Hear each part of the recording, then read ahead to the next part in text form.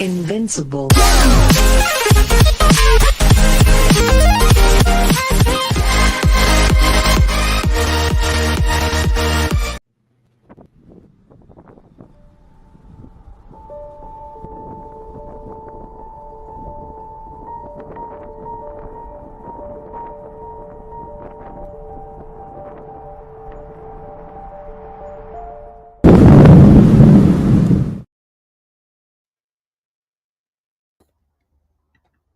Hello. Hello, brothers. Hey, how are you, brother? How are you? Good. Peace of Jesus Christ be with you, brothers and sisters. Welcome, everybody. Welcome, brother Nico. God bless you. Welcome, Ewa Ewa, Christian apologist, and Dragona. Welcome, all of you. God bless you all and keep you safe. Welcome, brother. Thank you again. Sorry, I brought forward the timing like 1 hour, hoping for more people to arrive. Hopefully at this timing, you know. So nothing special. We will see how it will be this time, and maybe next time, if it's better like that, we'll keep it in this timing. Otherwise, we'll go back to our origin. Our the timing, the 7 GMT. Yeah, 7 p.m. GMT. Yes. God bless you all and keep you safe. Uh, all right, Yeah, brother. maybe we I can. will start. Go, go ahead. I was gonna say maybe we can ask the folks that are already here, what time works best for them, and then again ask at the end. Uh, maybe that'll help. Sure. I previously started, asked them, and they said that 7 is okay. But then I saw that there is a little bit less people last time, and a couple of times. So that's why I thought it was shaky. So let's go back again, and we ask them. We'll ask them again. Please write down what best time for you. This time is better. Excellent, Dragona. Thank you. Please write for us, all of you. Yes, thank you, Dragon. Uh, you see, we already have a response. So, Joy, welcome. Good to see you.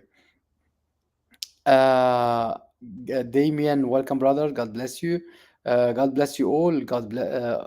And we'll start in the name of the Father, Son, and the Holy Spirit. And I will leave you for our brother to start. Go ahead, brother. okay. Yeah, today is going to be quite different. Let's say. I'm going back to the doing movie review, but we're going to do a bit of a trilogy with a spin-off, or really not necessarily a spin-off. It's kind of interesting. My Life in Ruins. I don't know what happened there, but we'll talk about that. And I'm going to use this opportunity to talk about something that people probably don't want to hear about. This whole woe is me kind of thing. But a perspective I'm pretty sure you haven't heard before concerning Greeks and how the virtual ethnic cleansing applies to them too, if not especially. Um, so yeah, let's go ahead and take a look at the PowerPoint, and we'll go from there. All right. Also, about next week, I wanted to know what you guys would prefer. I've had some comments about focusing more on Islam. We do incorporate that. Um, it is planned to do reviews solely on movies that focus only on Islam to come. But are people put off by the themes that we've been doing, like that have not necessarily been solely on Islam? Do you guys want me to do something different? In other words, next week I was planning on doing the movie Turning Red. Um, so we can talk about something again that's also related to Islam, like Bachabazi and Aisha, and that kind of stuff. It's definitely related. The whole YouTube doesn't want us to talk about fascist things. They censor us, which is kind of strange. We can't say Nazi, we can't say uh, pedophilia, or you can't use these terms for some reason without getting zapped, which is strange because that's how you combat things, is by talking about it. But anyway, That whole pedoism thing is definitely part of Islam. So I was thinking about doing a discussion about, well, bricks and its its affiliation with Islam and how that's changing things globally, especially in the 21st century. But also, of course, about Disney and about how Turning Red, this movie came out before Disney publicly declared, yeah, well, we're going to sexualize your children and, coerce sodomy on them and these kinds of things. They publicly declared that right after this movie was released. Um, but yeah, so you guys let me know what you prefer. Do you prefer something like that, or should we just do movies that are about Islam and only about Islam? Let me know. Also, if you're watching this later, you can leave that in the comments section as well. Okay, so let's take a look at our uh, theme of this week. As you can see, we've got my Big Fat Greek Wedding, which is really popular. I watched it in the movie theaters myself. Um, I wasn't completely crazy about it. I found it amusing. I thought the production value was good. But yeah, as a Greek, it was absolutely offensive. So it was around the year, the movie came out 2002. So it was my first, I don't say my first exposure, but it was definitely a shock to my system. Like, wow, that just happened. Yeah, we'll talk also about my life in ruins. Why it was a shock? Why it was Oh, shock we'll for your get it. system? We'll get into it. I don't want to, yeah, because I've Oh, got a lot to cover, but I will cover each movie, not in great detail, but in enough detail so we can get some insight on the movies and their implications. I won't talk sure. too much this week about production value or behind the scenes stuff for each movie because there's just so much to cover. And but yeah, it's quite a lot of interesting stuff going on with these movies. And then the two sequels. I don't know how many people have watched the sequels. If you watched any of the sequels, please let us know in chat. I'm curious how many people here actually went to the movie theater to watch them. The last one was last year, 2023, um, with The Big Fat Greek Wedding 3. What an original title. And that one was just anyway. We'll get to that too. But it's just been a downward spiral. Um, so let's talk a little more about the Marvels. Okay.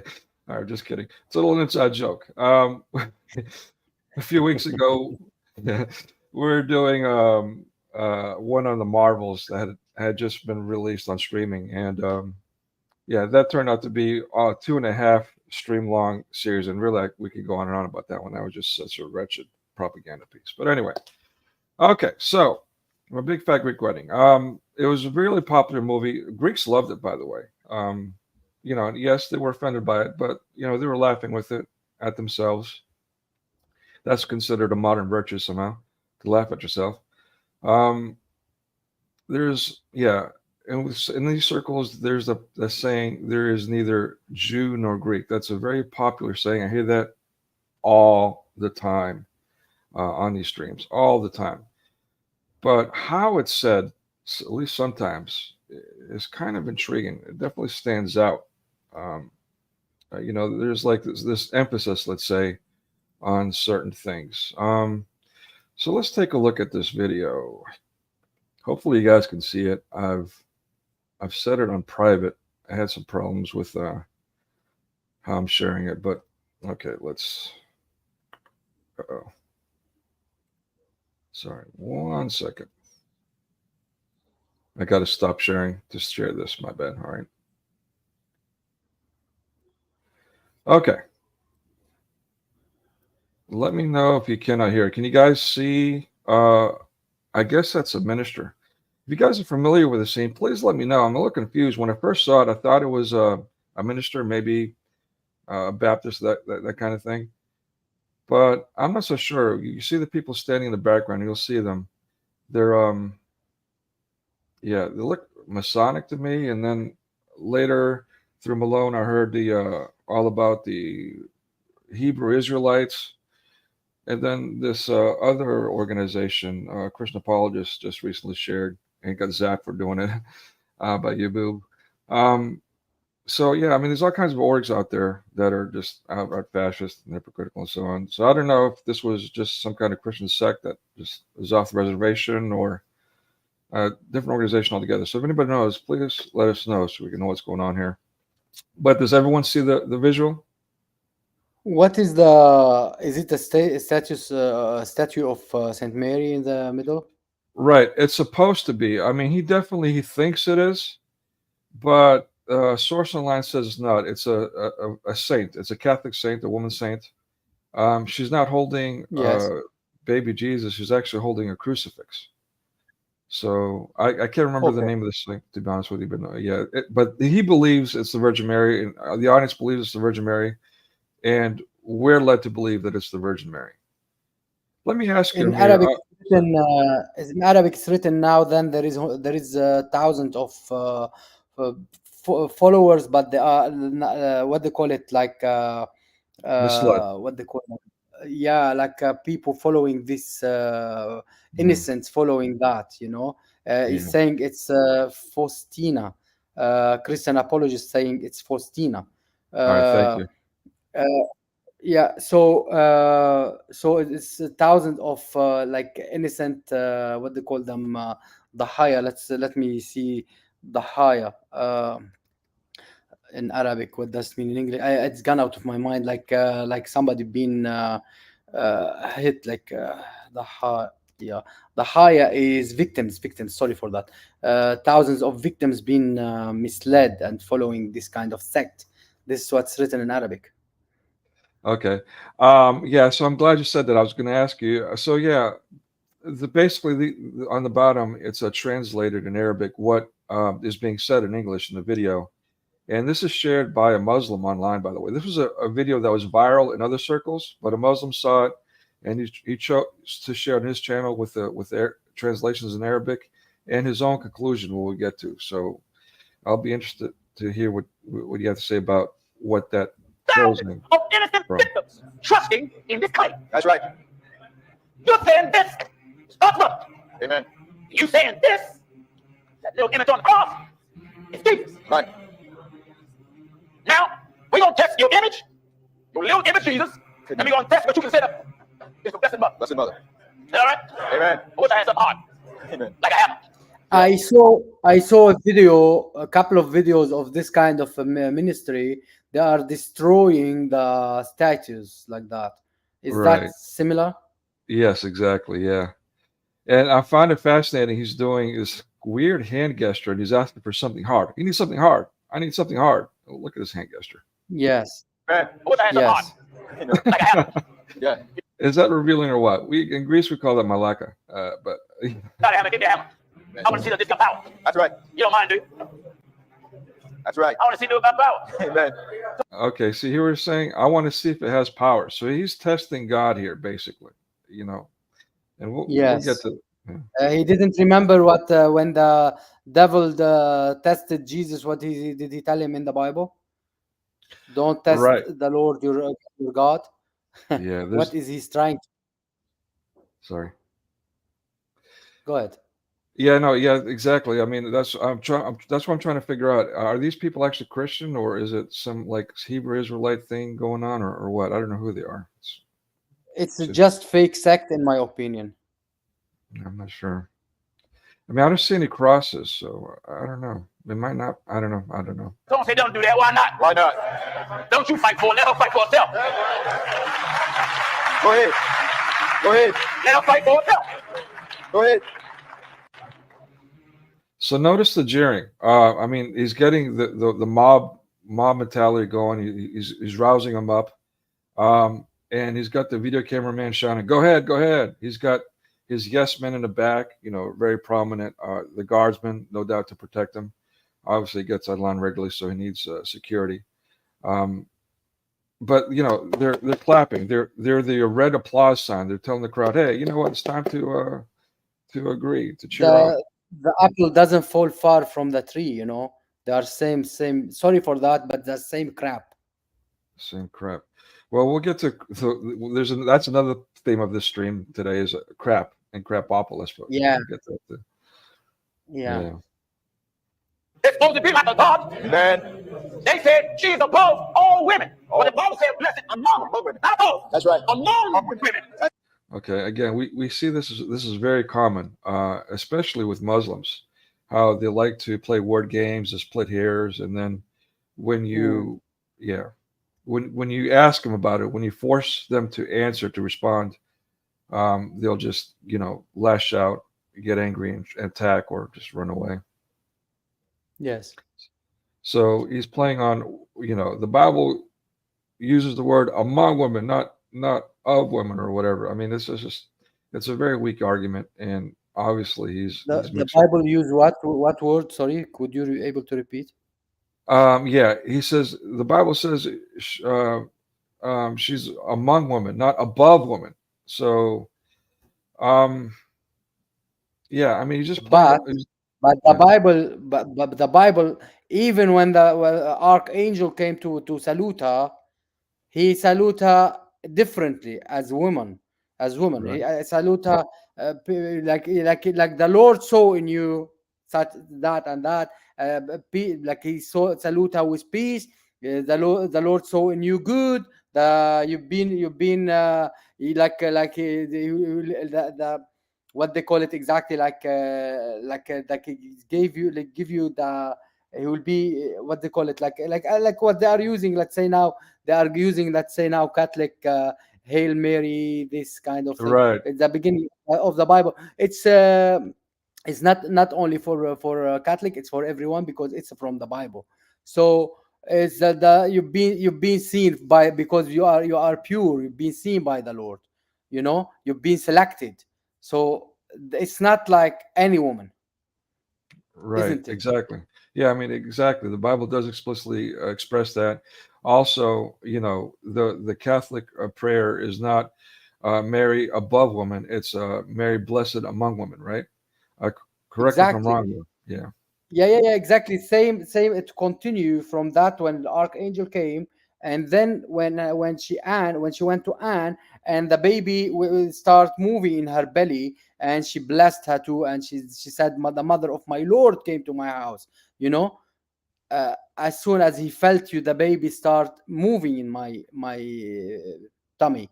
So it's the whole thing. The greeting, the thing, it is what they pray, the rosary. So it's not nothing out of the Bible, you know. So Yeah. it is not any woman; it is the woman, the Virgin Mary. It's nothing, no one else, Yeah. you know. So he's using several different fallacies to push this lie, like the straw man. He's built a straw man about above and among. He's doing the steel man. He's like passionately pushing his agenda. It's just wrong all around. And the spirit of what he's doing things is obvious here. Yes. Let's continue. That's right. Big difference. I'm doing this to show people how through deception of the devil, who used the Bible as a front, the name Jesus as a front, Jesus has been misrepresented for years. Amen. That's called projection. All right. So folks frown upon me when I do something like this. This is pretty hard.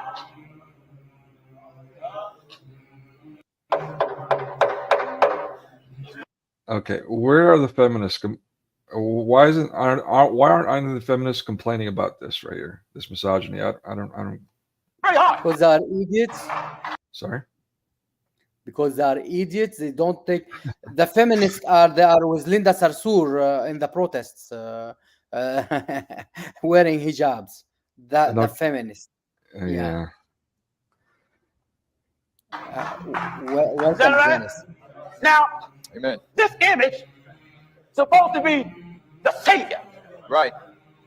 This image supposed to be Christ. Listen, people, when these people got this on a church yard, in houses, in I mean, so Is he dating Jesus? yeah, he's pointing at Jesus and he's saying, well, that's not Jesus. I'm not sure what he's intending. If he's mad because it's sorry. go ahead. So who is he if he's not Christian? Why he's dating Jesus? as a Yeah, minister of the devil. yeah, and I said there's no crosses, but actually there is a cross. There was a cross right behind him, the center point. So this is a Christian Yeah, I sect. saw it. Yeah, it's a sect, some sect, disturbing sect. Yeah, David Koresh kind of thing. Yeah, it's a and it's just backward. I mean, so by this is supposed to be Jesus. I guess this is a black white thing. I'm guessing he's upset that there's a white Jesus there. So I don't know.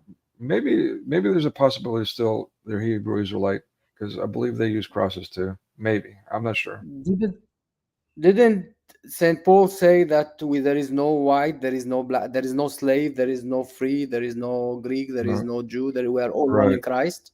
right, and that's So how it we begins. are not speaking about colors in here. Yeah, exactly. We believe in the Lord Jesus Christ as all in one. We are all one in Christ. No colors. We don't Yeah, believe as woman and man and everything. We are all one in Christ, aren't we? amen. Yeah, and that's exactly why I started with that quote and how it's being misused in even these circles. So it appears, and people by the fruits. I mean, their heart after a while. You know what they actually intend. Um, and that's why I'm sharing this video. So to premise what I'm going to follow with about the virtual ethnic cleansing. But let's continue if we can Yeah, if we go ahead. can bear it if we can bear it. And this is difficult to watch, but I think I it's think this unnecessary. kind of thing we should make a special episode for. You know that, Yeah, brother? I agree. We will definitely will. Yeah, yeah. Good idea. Prison cells. And this is what they're doing to it. Now, that's right. Your family is sick and you crying. Oh, Mary, Mary, please, oh, Mary. Oh, Mary, help me. Help me, Mary, help me, Mary. Help me, Mary. Mary, help me.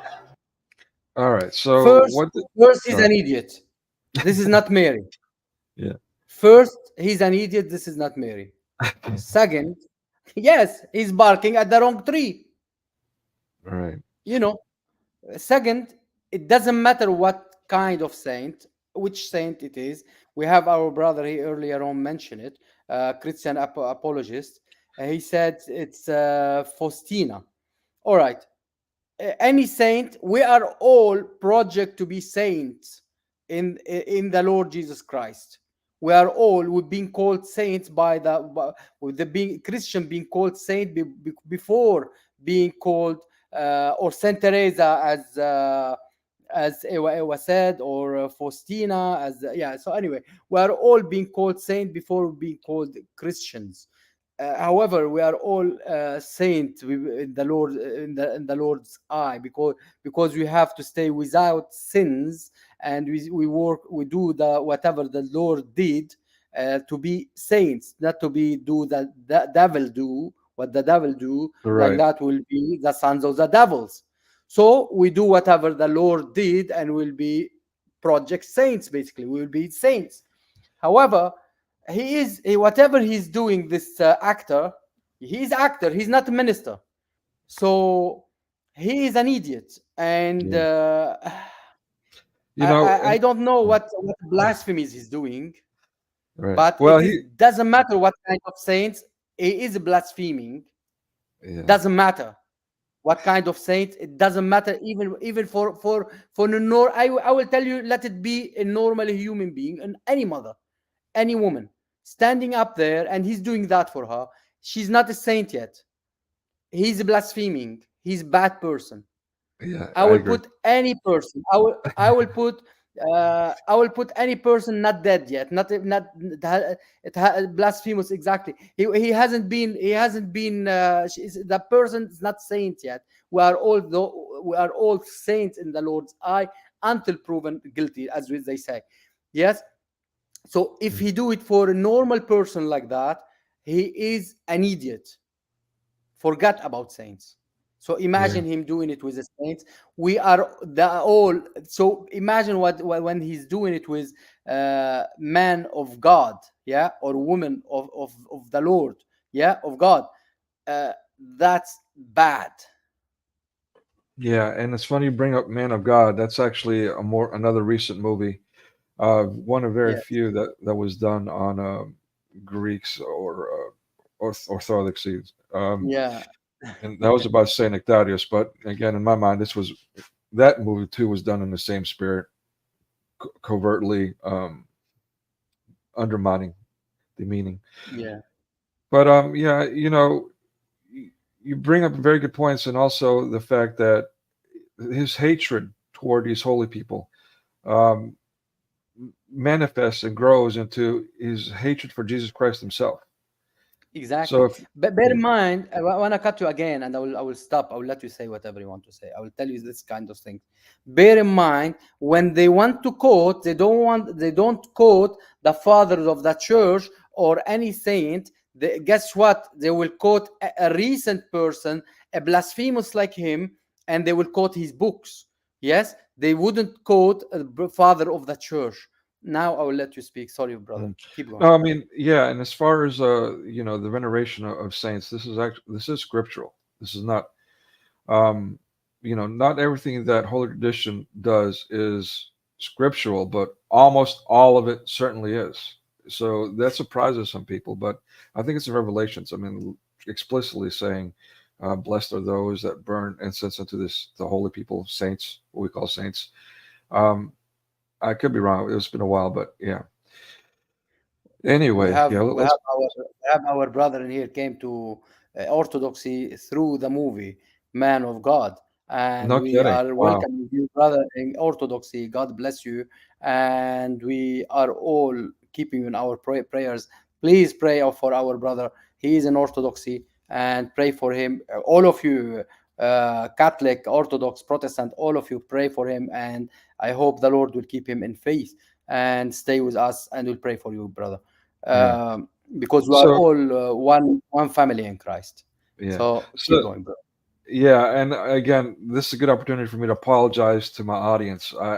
I tend to be pretty much mostly negative in these streams because my goal is to expose Hollywood and what it's been doing. But I do have love even for Saint Nectarius, and as you pointed out, and thank you for pointing that out, that all these movies have value, have some redeeming value, even though we don't all see it.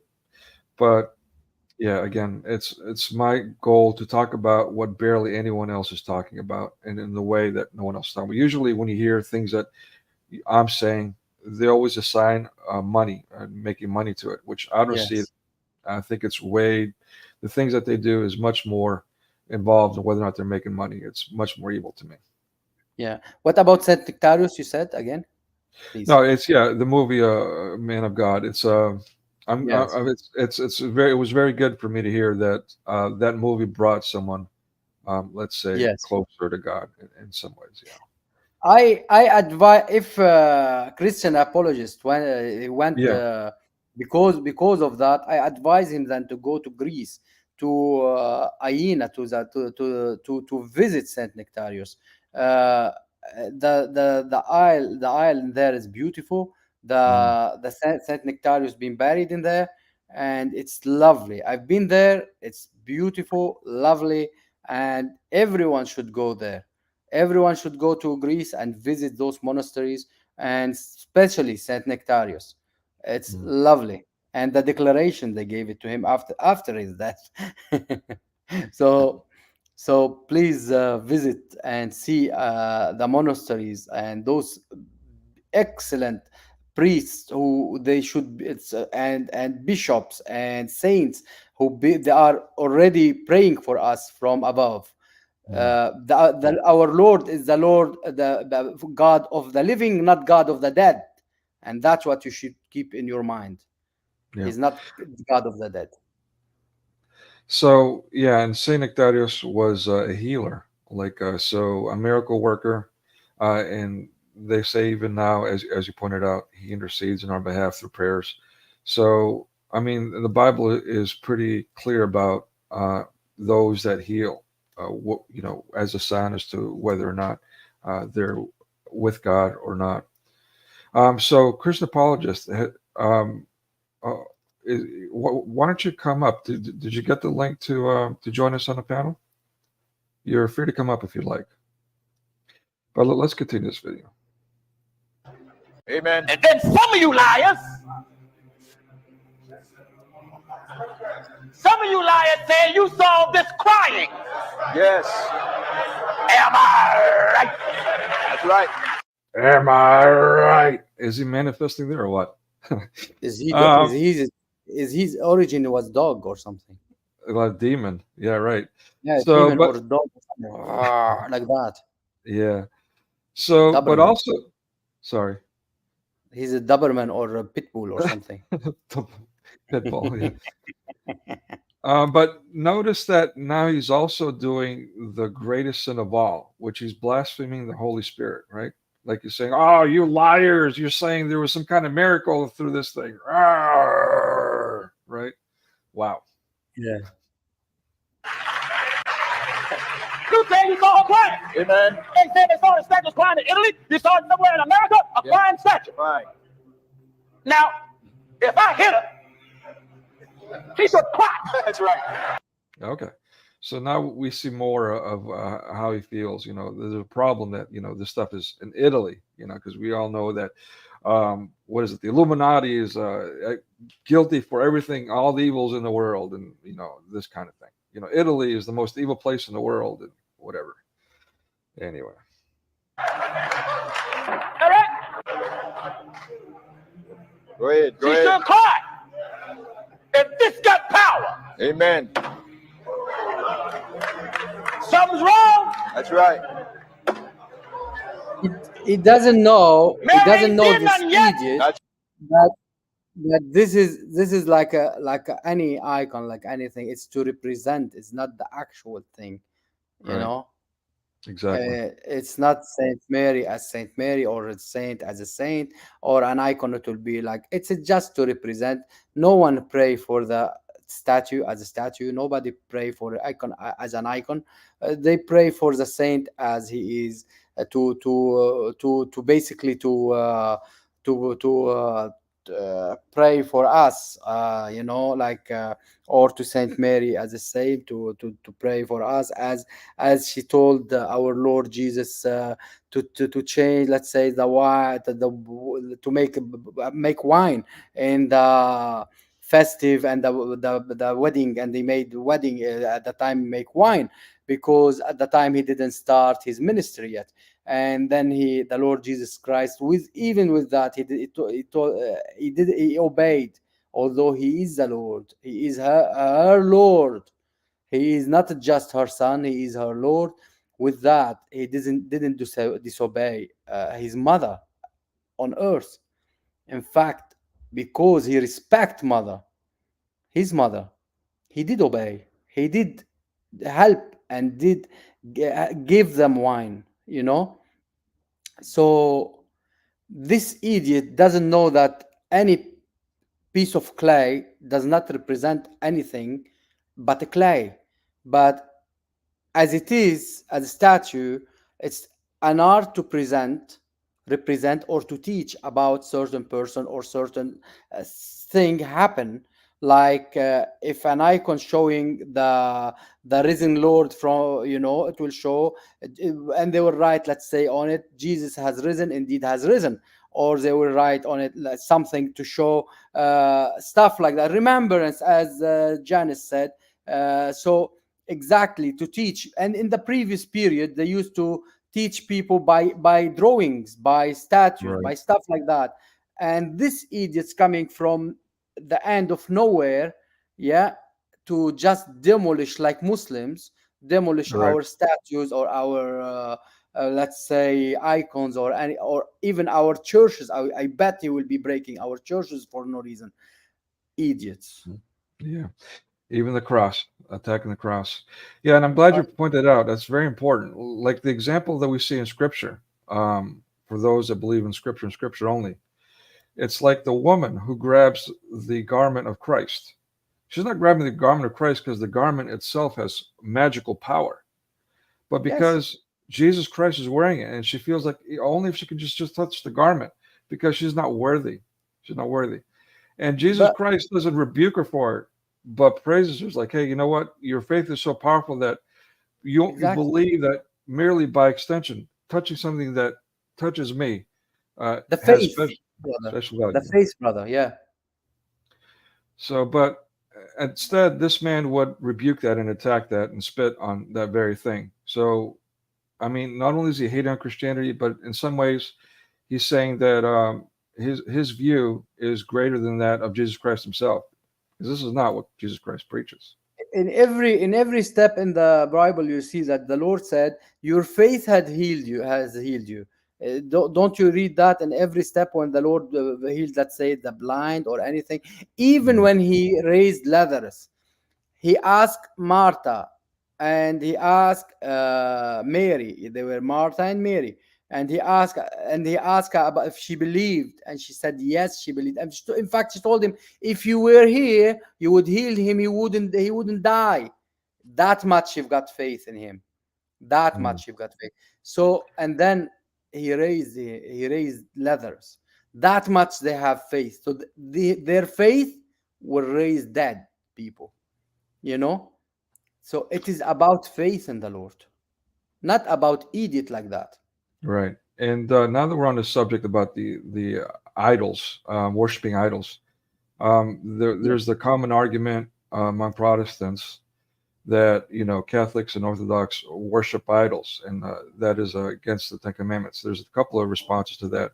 The first being, when Christ says, "Keep my commandments," he doesn't name that commandment. And looking in retrospect now, I can understand why.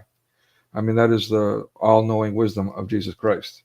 To jump ahead and say, well, you know what? If I repeat that, that's going to be a problem. So let's not. So look that up yourselves. Take a good look at that. But also, when we talk about the Ten Commandments, including that one, we've got to look at the context. The context was, from Adam and Eve, you were either continuing a relationship with God, or you deviated and you began to worship nature and left yourself susceptible to Satan. And so that continued, of course, with the Jews and their pagan cults and their worship of Baal and all these things. So that was addressing those people, those pagans. Okay, they were worshiping things that were of the earth. They were worshiping animals and demons and all these satanic things, nature worship. So, and that's what the Ten Commandments is addressing, those graven idol images, okay?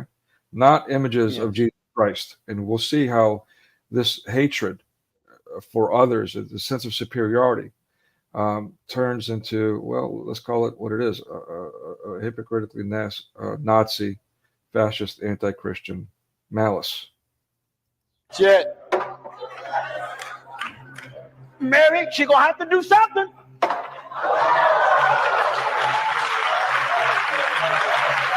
hear what I'm talking? Amen.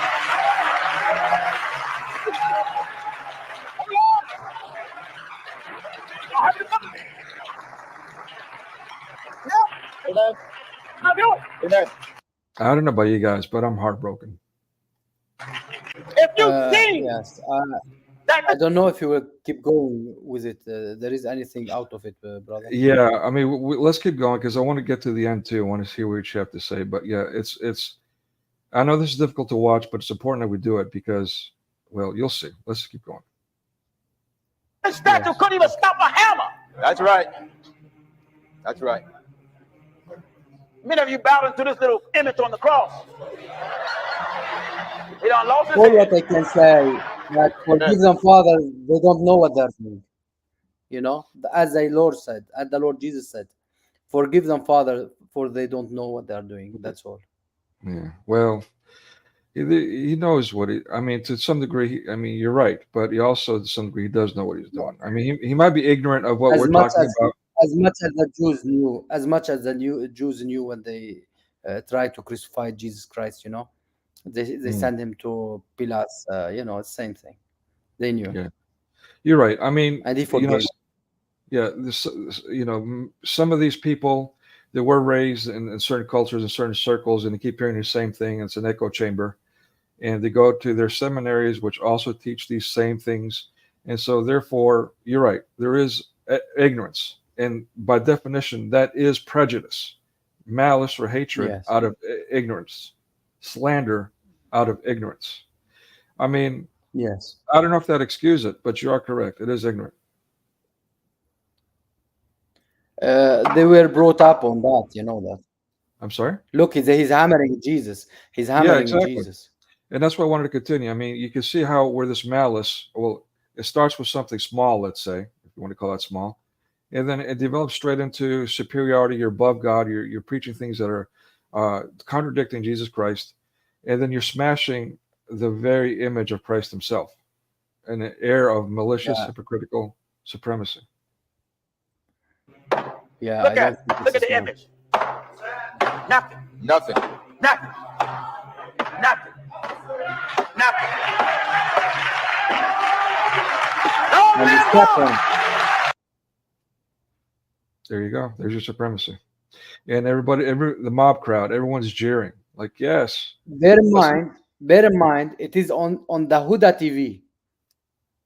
So what is Huda TV? I I'm glad you just brought that up too. at the Huda TV where you could see this what's his name like Zad, where you can see Asim al Hakim, similar to Asim al Hakim, where you can see the Sheikh Asim al Hakim, or where you can see what's his name, the other guy, the Huda TV. You could see this other Sheikh. What's his name? Hold on, I will get you his name. Yeah, I'm What's not. his name? Like Mufti Mink. This kind of Oh TVs. no, that guy! Oh, that guy makes Yes. physical makes you want to vomit. Literally. Yeah, it's an Egyptian TV. Okay.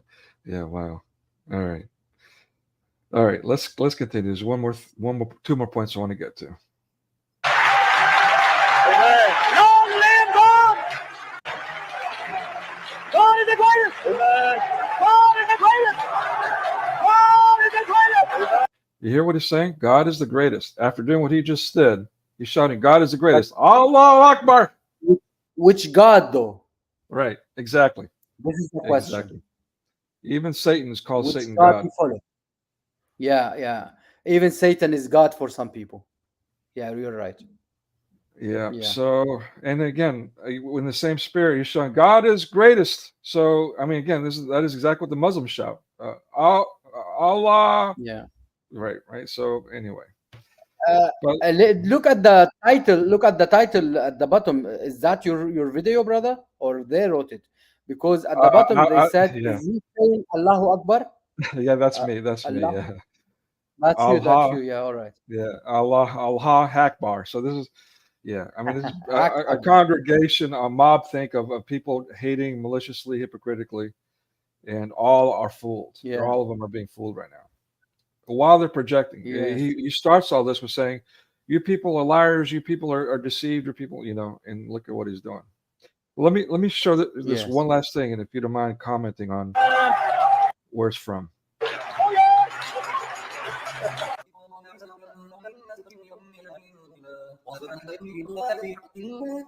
We didn't hear that. Actually, I sped that up and played it backwards, so you're not going to understand what it says. But I thought it was Yeah, I in the wasn't. spirit of Satan. I should play it backwards, sped up. But what is this from? Are you familiar with this by any chance? No, I don't know this cult. If anyone in the chat would be able to say what type of cult is that, demonic cult is that, you could write it down, please. Would you be able to write it down? Because I don't know. I saw this video long time ago. A couple of them I saw, and it's really disgusting. Yeah, it's bad. That's the whole point. It's like ISIS. Right. And so this little insert closes, "Thou only thou art the knower of things hidden." So clearly this is about Allah. Yeah, I mean, so I don't know. Anyway, I just wanted to point out the parallels here between, um, well, Islam and this kind of spirit. We see a bit of it even in our own circles. I was subjected to it. I was watching one of the streams and one of the channels, and this guy had come up on panel. Everyone was praising him and how wonderful and superior he is, and they still do to this day. And so I started following him, and he was like preaching the Trinity. I was like, okay, well, this guy's pretty safe. Maybe, I can ask him a question. And I asked him a question, and next thing I know, he's like condemning me to hell and being extremely, extremely visceral. and slandering me. And I'm like, well, that's not what I do. And, no, you're going to hell. You're Orthodox. You're going to hell. And just like made a show of it. And the following day, he even made an entire video about Orthodoxy and how it's evil. The following day. I mean, that kind of thing is the same thing that we just witnessed here. But the problem is it's also exists in our circles. It's something that we need to call out directly. This is not the correct spirit. There's no love in it. There's no love in that at all. It's quite the opposite. Exactly. Yeah. Sorry. Yeah, exactly. You're right. So from that, the reason I started this presentation today, and I thought it was important to start that because usually we lose some of our audience members after the first 10, 15 minutes. But welcome up, Christian apologist. Thank you for joining us. And you okay? Can you hear us? Okay. Yeah, can you hear me? Yes, you're fine. Thank you for joining us. Yes, Brilliant. Welcome. I can only find that picture, but I thought it was fitting. Yeah, I'll try to find it again online. You could find it. I can't remember how I found it before, but right now I only have the original video. But I'll share it in the description. If I don't find it by the end of the stream, I'll share it in the description after the stream's over. Yeah, sure, no worries. Would you like to say a little about yourself? Introduce yourself to our audience. Yeah, sure. So I go under the name of Christian apologist, obviously to protect myself. I don't know if many people on here have subscribed to my channel, but I do kind of, you've seen for yourself the kind of content that I do. Kind of have a laugh, make a bit of a mockery out of some things that I see. And I've tried to, have debates with people like Hamza, Muhammad Ajab, Ali Dawa, stuff like that. I found Christianity at my lowest point, thanks be to God. But when I came out of prison, I kind of didn't know what denomination to join. And although I was still studying the Bible really, really hard, I was also studying Islam as well. And until I reached the Hadiths, and I think I got through half of the Quran before I knew it wasn't right. And then, basically it was just finding that church because I read Revelations, and I was just adamant there can only be one true church. It's got to be just one denomination. They can't all be right, and they all have different beliefs. And I was finding myself going to one different one, and they would say that this denomination was wrong for this, and their Christians are going to hell. And then I'll go to another one, and then I just realized, well, hang on, they're all the Protestant ones. I was thinking, which one was the one that Jesus established? So I looked into all the history, and then I come across the Didache. And I never knew this this book ever existed. And as soon as I read that, I was like, it's got to be the Eastern Orthodox. I read the epistles of Polycarp and some of the other church fathers, and that just definitely made my mind up. And I think it was in the same week, that Man of God came up.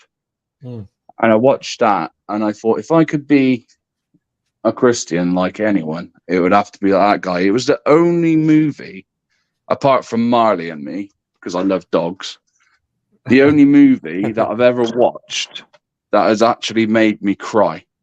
Wow. And it's because I would consider myself, I'm quite a tough guy. I'm hard to break, if you know what I mean. I don't really cry easily, but that really, especially at the end when he died, and he says, "Is that you, my lord?" Oh, wow. I watched it, funnily enough, the other night again, and it did the same thing. And when I found that prayer, the Jesus prayer, and I've been attending. I've attended a few Orthodox churches, and I'm currently doing my catechism. but yeah, so I started saying the Jesus prayer for the first time in my car, and again, it just brought me to tears. I just knew it was right then. It felt right. The first ever service I went to was during Pasha, and it was just amazing atmosphere. You could feel the presence of God there. It was just not. You knew you were in the truth. You were amongst the truth, and since then it's stuck. So, yeah, it's definitely one of those things that you have to experience. It's hard to put in words. The Pascha experience that you're talking about. it's like the Orthodox saying, isn't it? Come and see. You know, that's what everyone said to me. Every priest that I rang and said, "Oh, I've got a couple of questions." They've all turned around and said, "No, don't ask the question. Just come and see." You know, and you go, and you know. May I suggest another book to read? Yeah, sure. I've probably read it already because I've got loads. Yeah, you mentioned the Lord's Prayer. Now there is two books speaking about it, but one of them is the easiest to read. Then you go to the second whenever you want. I have it. I have both of them. I think on my Google Drive. I can post it for you. And Yeah, sure. yeah, let me get the link, and you'll find I think it's called Way of Pilgrimage in English. The Way of the Pilgrim. Yeah, Arabic. that's a good one. I have it in Arabic too, and it's about the praying without ceasing, as Saint Paul said. So it was all seeking how to pray without ceasing. Yeah, and about the Lord's Prayer. And to go back to that, then you have the Philokalia. The book called Philokalia is a really great book you can read. It's a 3 parts book, but you can read first if you want the first one. I'm telling you, you can download it from my Google Drive. Let me give it to you in the chat, and then you can see that how powerful is this prayer. It's not just simple prayer, you know. No, so no, it is lovely. And let me just, for the audience members, that book, Way of the Pilgrim, is not to be confused with the Pilgrim's Tale. Those are 2 different books, 2 different stories. So, but I've seen that one. I've seen that one as well. So, but since I've joined, well, go on. No, go ahead. Sorry. I was saying since I've started inquiring at the Orthodox Church, it was like obviously I started typing in things that I might need, like for prayer and stuff like that. And before I knew it, I had someone send me. I put on this Facebook group. I said, "Look, I'm new to Orthodoxy. What kind of stuff will I need to help me along with my faith?" And then they said, someone said, "Have you got a prayer corner?" I was like, "No, what's that?" And before you knew it, I've had about, I don't know, I think I got about 10, 15 icons in total that people sent to me. Then someone sent me the Orthodox Study Bible. They actually bought it for me off Amazon and sent it to me. I couldn't believe it. And then I've got so many other books, like the writings of Philo of Alexandria, an Orthodox prayer book, and then the one by Timothy Ware, the Orthodox Church, and so many other prayer books that were sent to me. And then I was sent incense. I've sent the whole prayer corner that I've got. I sent every single thing for it from one post that I put on. It was just incredible. People were just asking me for my address. And there was people. I had one icon sent to me all the way from America. And then I got in touch with this one guy called Anthony Brighton, who he makes icons here in the UK. And he actually made me one, and he said, when you get baptized and you've chosen your saint, he said, tell me which the saint is, and I'll do you one for free, big one. So the generosity and kindness I've been shown, not only that, I've already picked my godfather as well. And I had a procedure not so long back. I had a TIPS procedure done in surgery, which is a stent in my liver. And I had my gallbladder removed at the same time. Wow. Sorry for that. And Sorry. yeah. And my the guy who's supposed to be like my godfather at the church, like, he barely knows me, but he come in and he was there waiting for me whilst I was having my operation. Then he went home, come back, and he bought me food in from the family. His daughter made me a cheesecake. Absolutely, I just couldn't believe it. Like the kindness and the love. And they basically took me in, and they've invited. I haven't been yet, but they've invited me to so many family barbecues that they've had last year, and because they class me as family, true family now. I just love that. I just think it's so amazing, to be invited into that, because my family's a bit up in the air, but to say the least. But this is it's beautiful. Thank you for sharing all that, Christophologist. I really If appreciate you it. don't mind me, keep going, brother. Say it. No, that's it. I was just going to say. Well, let me. If Let you me don't just mind me asking, Go ahead. go ahead. All right. So I just wanted to say a couple of quick disclaimers, but please remember your question there, Amir. Yeah. So first, let me just say for the audience members, we're not attacking Protestantism. I hope it doesn't sound like that. At least I personally value Protestantism. They do things. I think that we're all the body of Christ. And I know some Orthodox cringe when people like me say things like that. But yeah, but the thing is that, listen, we all have different upbringings, we all have different circles. And so we all have different contributions to God's work.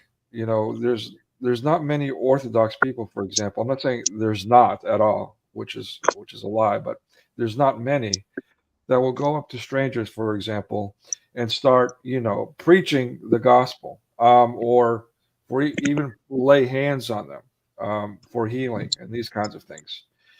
And I've witnessed things that Protestants have done that I don't usually witness other places. And I'm not saying that again doesn't happen. I mean, the Catholic Church, the Church, have centuries upon centuries of evangelism. Otherwise, Christianity wouldn't have spread like it did. But yeah, it's just that, yeah, we're not attacking it again. It's just, but we are addressing, or at least I'm addressing here today in the stream. That's the point. And that's why I started it the way I did, of that exact thing, of those Protestants that do that condemn others to hell. They are the biggest problem, period. Not only the biggest problem in Christianity, the biggest problem in the world. And what do I mean by that? When you look at Hollywood movies, there's two major tropes that Hollywood uses to attack Christianity. The one we're all familiar with, the Illuminati, the pedophile Catholic priest. That's one big one. And yes, that is wrong. No one makes excuses for that. No one's saying that should be. That is wrong, absolutely. And that is a big problem, and it is being addressed. The other biggest problem, greater than that, if I may, is those that are running around playing God and condemning people to hell, and thereby taking them away from God, chasing them off. How many ex-Christians go around saying, well, you know what, I've got, uber religious parents, I got sick of it, and so I don't want anything to do with it anymore. I mean, and then you look at Hollywood movies, there's way more, fanatic Bible thumpers, quote unquote, being used to undermine Christianity, to portray it in a negative light, versus the Christian pedophiles. So even Hollywood is employing that more. So all around, and then of course what Christ says about that. I mean, let's not overlook that one. That small detail, right? So all around is just bad. And that's what I'm rebuking today, and I'm showing you what it leads to. It leads to absolute ethnic cleansing, and we need to stop that. But that being said, of course, I value all who love Jesus Christ, who do the work of God. Amen. Sorry, maybe you're going to say something before? I wanted to ask our brother if, because he said about his parents, and I wanted to ask him one single question. If his parents, let's say, left him somehow because he became Orthodox, Who, mine? it might. Yeah, because I know a few friends, family of Christ, they became Orthodox and their families left them, cut them out Yeah. because they became Orthodox. No, I You know, am. I haven't. go ahead. Shall we? Was there? Okay. Well, let's, just for the sake of time, hope you guys don't mind if I go right back to the presentation. Was there anything else that we wanted to No, say? please go ahead. All right, let's go for it.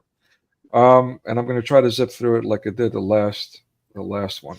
But One more thing before you keep going.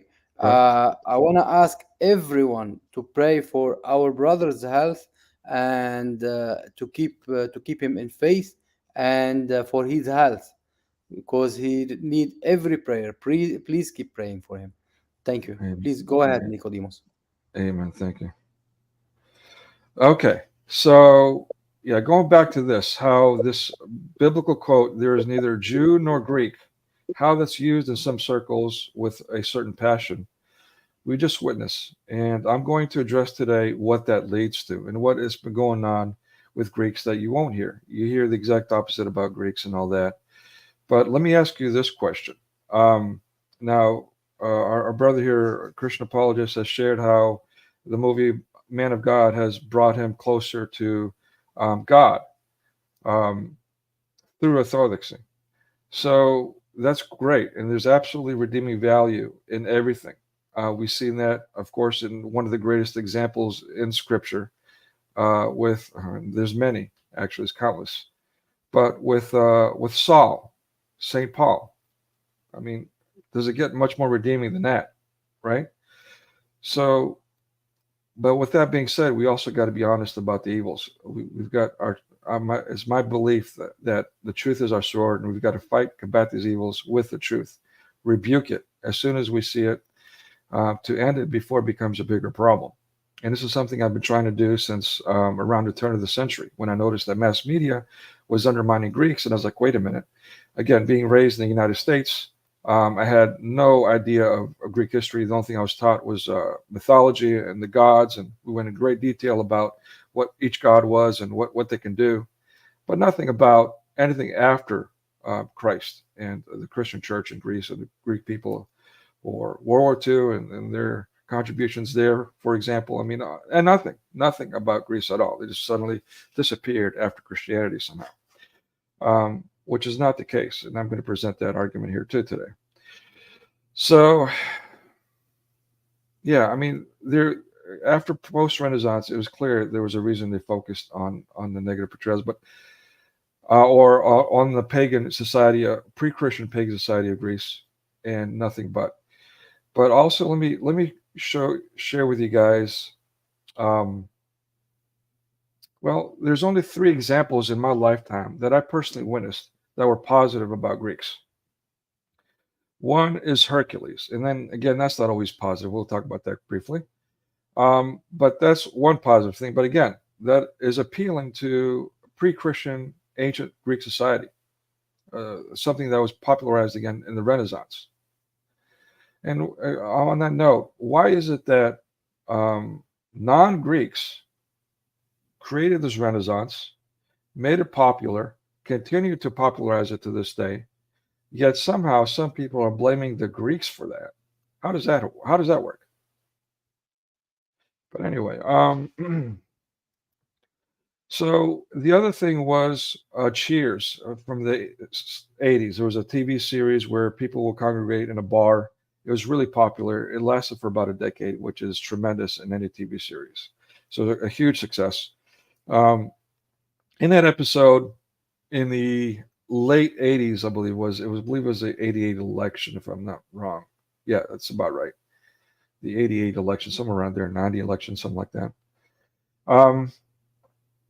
There was George Bush Sr. and Michael Dukakis were fighting each other for presidency. Michael Dukakis actually had the lead in the polls, and then a week before the elections, he decided to go on television and celebrate with the Greek people for the first time, and he was doing the Greek dancing and all that. And next thing you know, the following day in media is like, what a mistake that was for him. People are not going to like that. And he lost. I don't know if that's a coincidence or not. I met the man personally. Really sweet guy. Politician, really nice guy. But here's the thing. He's a Democrat. And I was thinking about showing you guys the clip of the scene in Cheers where it's the intro, and at the very beginning, Michael Dukakis does a guest appearance, and the two main actors, Ted Danson and Norm, as they called him, we're like, oh, Michael Dukakis, woo, let's praise him. They're literally worshiping the guy, but he's a Democrat. So, and I'm not Republican Democrat. I'm just pointing it out because Democrats are in the forefront of attacking Christianity. So that's one positive example. A Greek that was upheld. We have Hercules, pre-ancient Greek history. We have Dukakis, Democrat, who Democrats attack Christianity. And then more recently, we have this Greek prime minister who, was very austere with the lockdown dictates and was praised by Western media for his authoritarian approach to that. So sorry, go ahead. I was going to say, have you heard, obviously, because you're in the United States, and obviously the equivalent to the Democrats here would be now the Labour Party, and we have Liberal Democrats as well. But the Labour Party, what you'd call left-wing politics, and what's gone on recently, you won't believe. They're actually calling now, because we used to, when I was at school, we used to have to sing prayers. We used to do prayers and sing hymns, in the assembly hall. Wow. Every morning. And that's all gone. That's long gone. And we used to do nativity as well every Christmas. Every school did. It was just normal. Then that changed. So I don't even know when, but it changed. Recently, they've actually been calling, at the moment, because of the war, everyone's pro-Islam at the moment and pro-Hamas because of the war. And some of the scenes you'll see in London is absolutely horrendous over here.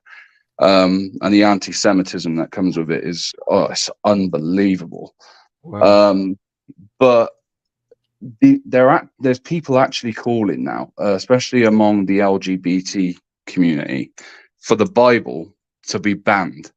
Right. And they actually want verses that are from the Bible to not be in public. They're calling for there was a lady not so long back. She's been arrested twice now. She was about 10 feet away from a abortion clinic, and she was praying in her mind, not with words, not moving her lips, just praying with her thoughts. And the police came and they arrested her, and they asked her to move.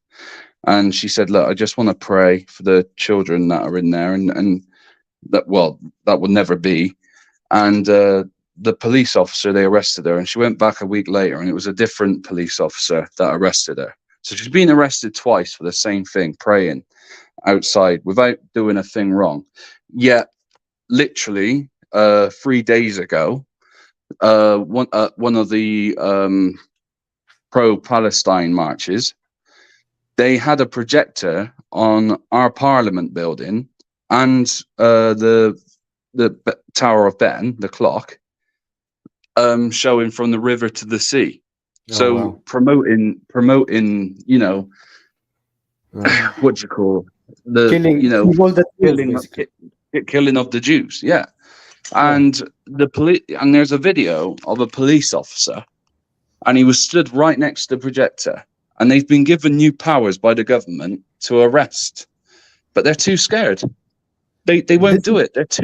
They're absolutely petrified. We've even had 2 MPs resign in the past week from the Conservative Party because they've been having they've had petrol bombs being put into their offices, all sorts. I mean, the way it is over here is absolutely terrible. Even one of the candidates that was going to stand in a by-election for one of the towns, he was refused by 4 Muslim men to actually go in the center and speak to the people of that area on why he should be, chosen to be the electorate for that place. And they wouldn't let him in. They said that he wasn't allowed to speak and that you'd have to sit at the back. And they refused him to come in. And this is a big problem because it's the same with the church. Like you said, Christians are being persecuted now, and massively over here, absolutely massively. And the Muslims now, they try and get into people's heads, especially during these pro-Palestinian marches. People are putting up tents saying Jesus was a Muslim, and they're getting into people's heads by using statements like that. Jesus was a Muslim, which makes people go, was he? And then they go along and chat, and then they get brainwashed, and then before you know it, they're taking their shahada. There's even videos of like 8-year-old kids that weren't with their parents, and these men have made them take their shahada, filmed it, and put it on their dawah channels all over YouTube. It is so I was just saying, like, with the Christian persecution thing over here in the UK, it is bad.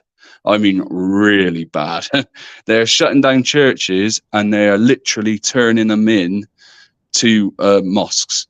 And I think there's the amount of churches to mosques now, I think, is in the mosque's favor, including Protestants. And my church, the one that I go to, we haven't even got a priest. We have services, Orthodox service, liturgy, once a fortnight, and that's if we can get a priest from somewhere else to come and do it for us, because if not, then we don't have a service, because the church we have was an ex Church of England one, but a guy, an Orthodox Christian, bought it. He was a priest as well, and then he died, and now we have no priest because it doesn't come with a property for anyone to live in. So yeah, so I can completely understand, I have to travel sometimes up to 30 miles just to go to a service. But if I wanted to go to a mosque, there's one literally I can walk to. So when that's what I just thought I'd chip in and say something whilst you were mentioning that, because at the moment, like you say, in America, it's pretty bad. But in the UK, I think we're going to be the first to see I'd say the attempted destruction of Christianity. Definitely. I'm glad you brought that up. That's something I wanted to touch upon, but I wasn't sure. So that was perfect. I mean, that's exactly how I feel. Again, I'm not claiming to be some kind of prophet or anything like that, or psychic or anything like that. But I am saying that I've been paying close attention to mass media messaging and the patterns there and what it's been saying. And after a while, I became prophetic in sense in that I can see where they were trying to lead the collective psyche, where they were trying to push on us, what their agenda was, what they were trying to normalize, as they say, and what was going to happen next. And, you can see it, can't you? Yeah. If you pay attention to it, it don't take long before you realize where it's heading. Yeah. And so things have become expedited. Let me say 2 things. When it comes to that kind of messaging, it used to be like it took them a few years. Now it's just like a few months. I mean, because of all the, as much as we're invested in media now, the internet and all that. I mean, even the Chinese that again I work with, and they brag about how they know for a fact that if they just advertise, they will get a certain percentage of people to click on whatever. All right. So it's an exact science what they're doing here. So we need to be mindful of that and warn others and detach ourselves from it. I mean, I know this sounds kind of productive, but have you seen their version of TikTok? in comparison to ours. Yeah, exactly. TikTok. I mean, that's something that even these circles are pushing now. I mean, Yeah. I don't get it. I mean, why are we Discord?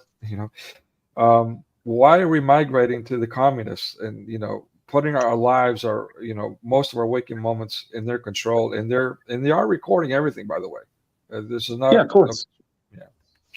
But look, why shouldn't I, let's say, go to TikTok while YouTube is, let's say, blocking us every time Oh yeah. uh, Well, for every small thing, or even Twitter, whatever called X now, or yeah. Facebook. If I share, let's say, post for Tommy Robinson for no reason. Last time I shared it, just retweeted and being blocked for Yeah. no reason. Once I commented on one of the ministers, I've been blocked as well. So they don't want Yeah. you to speak. So why should I stay No. with them? I will Yeah. take. I Free will take speech is gone. communist. Exactly. I will take communist over them. You can say anything over, let's say, on TikTok. Yes, they I, will stop you at certain level, but it's much better. Basically, if Muslims keep complaining over your videos, then you'll be blocked. Otherwise, they don't care. Yeah. you Well, even yeah. use the words here, 2 words, Islamic extremism. You use those 2 words as a politician here. You have to leave, pies. This is what's Yeah. going on here Wow. massively. You And can't even Actually, use. let me tell you. Let's say you spoke about Christmas Wow. and celebrating it. Didn't you see last Ramadan? Sadiq Khan celebrated all over Londonistan. oh yeah. So yeah, Well, yeah, they call they it. Yeah, didn't we do celebrate call it Christmas. Londonistan. It's Yeah, they horrible. didn't. When you, It is my great horrible. grandparents fought for this country, lost limb and life Exactly. for it, and I'm voting reform for. I mean, you guys in America, I think you're pretty much safe. As for if you're going to get Trump, because you got someone that would actually look after you. But um. if we get Starmer, to look after, we're that's it. We're talking open borders, even though they're open already. We've got an area. So say, because the UK is not that big. We're only a small island, and we've had an area, a population size of our second biggest city, which was first before London was the capital. Birmingham was actually was going to be considered the capital city because it's in the heart of the UK. And we have had an area, the population size of Birmingham, which is massive, come in just 1 year, just by dinghies alone. Just by dinghies. And these people seeking asylum, we're putting them in hotels, giving them £150 a week to spend on what they want. They've got access to dentists. I haven't even seen a dentist for years because we can't get on it. They get given iPads to contact family, and then they go missing, and no one does anything about it. It's just absolutely crazy. And then at the same time, they're on the streets doing these pro-Palestinian marches, preaching anti-Semitism, telling people that Jesus was a Muslim. And there's some areas in the UK that it's been like it for a long time now. But if you walk there, white and English, you're going to get stabbed. And Exactly. Don't forget Sharia it's court sad. and yeah, there is Sharia court and there is Yeah. Sharia police and Sharia court. Wow. Yeah, and if you say we don't no to Sharia law here, we get done for racism. It's called Islam. Islamophobia. Yeah, Islamophobia. Wow. Yeah, and it's funny that you can't even say Islamic extremism without getting in trouble. That was actually how that was a label that they used to be an apologetic for Islam, but you can't even do that anymore. Wow. Yeah, that's insane. So let me just say, let me go back as far as what want to say. Why is everyone migrating to TikTok and X Twitter? Things like that. I'm not saying that you shouldn't go and be content creators. I mean, by all means, I should be ashamed of myself for not being for years now more active on all these other channels.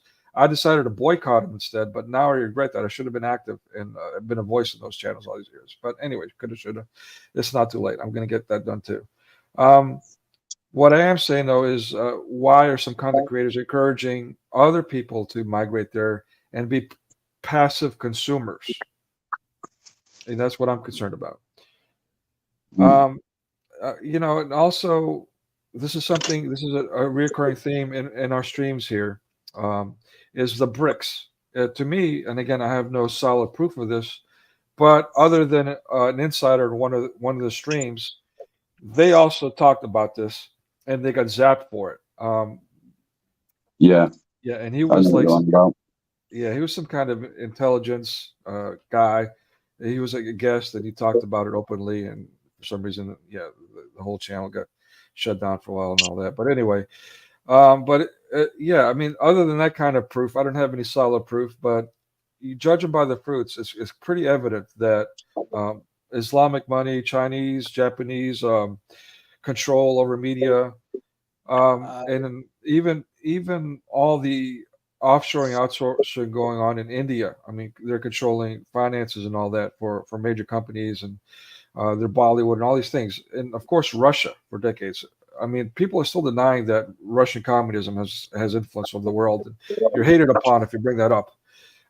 You know, and again, Brazil. I was for years now. I've been wondering, why is Brazil being made so popular? Why is you know, what's so special about Brazil? I mean, it's pagan. It's, you know, well, BRICS. There you go. So, yeah, I mean, there's a lot of evidence that way when you judge the fruits, and it's a problem because all of this is anti-Christian. Sorry, because of the big fat Greek wedding, right? There is. Is it because of that? Because they are orange and apples families. The Right, we'll Miller get to that. I hope you're trying. Yeah, okay. You're trying to make light. Exactly. That's exactly right, Amir. I'm talking about the virtual ethnic cleansing. And again, Greeks and people, you know, Greeks were laughing about it, but even though they were offended, it was obvious what was going on. But you know, this kind of silence, this kind of, okay, you know, we need to be quote unquote open-minded, right? Look at what it has allowed to set in. You know. Okay, so look, let me also say now that maybe a couple of years ago, 2-3 years ago, I made the declaration on Fascist Book, which I've been kicked off of, but also, you know, to a priest wife, a friend of mine, like, look, I'm warning you, be aware, we are no longer in a normalization thing that people are going on about, or it's about money or anything. Well, this is not about normalizing things anymore. We are now officially in the implementation phase. Christians are being hunted. Okay, and I said that declaration before the school shooting in Tennessee or any of these things. And why did I say that? Because of what mass media was doing. And here we are now, and our brother Christian apologist just shared that in UK is one of the major crowns worldwide, a major controller. Yet now it has succumbed to Islam. It's not a small thing.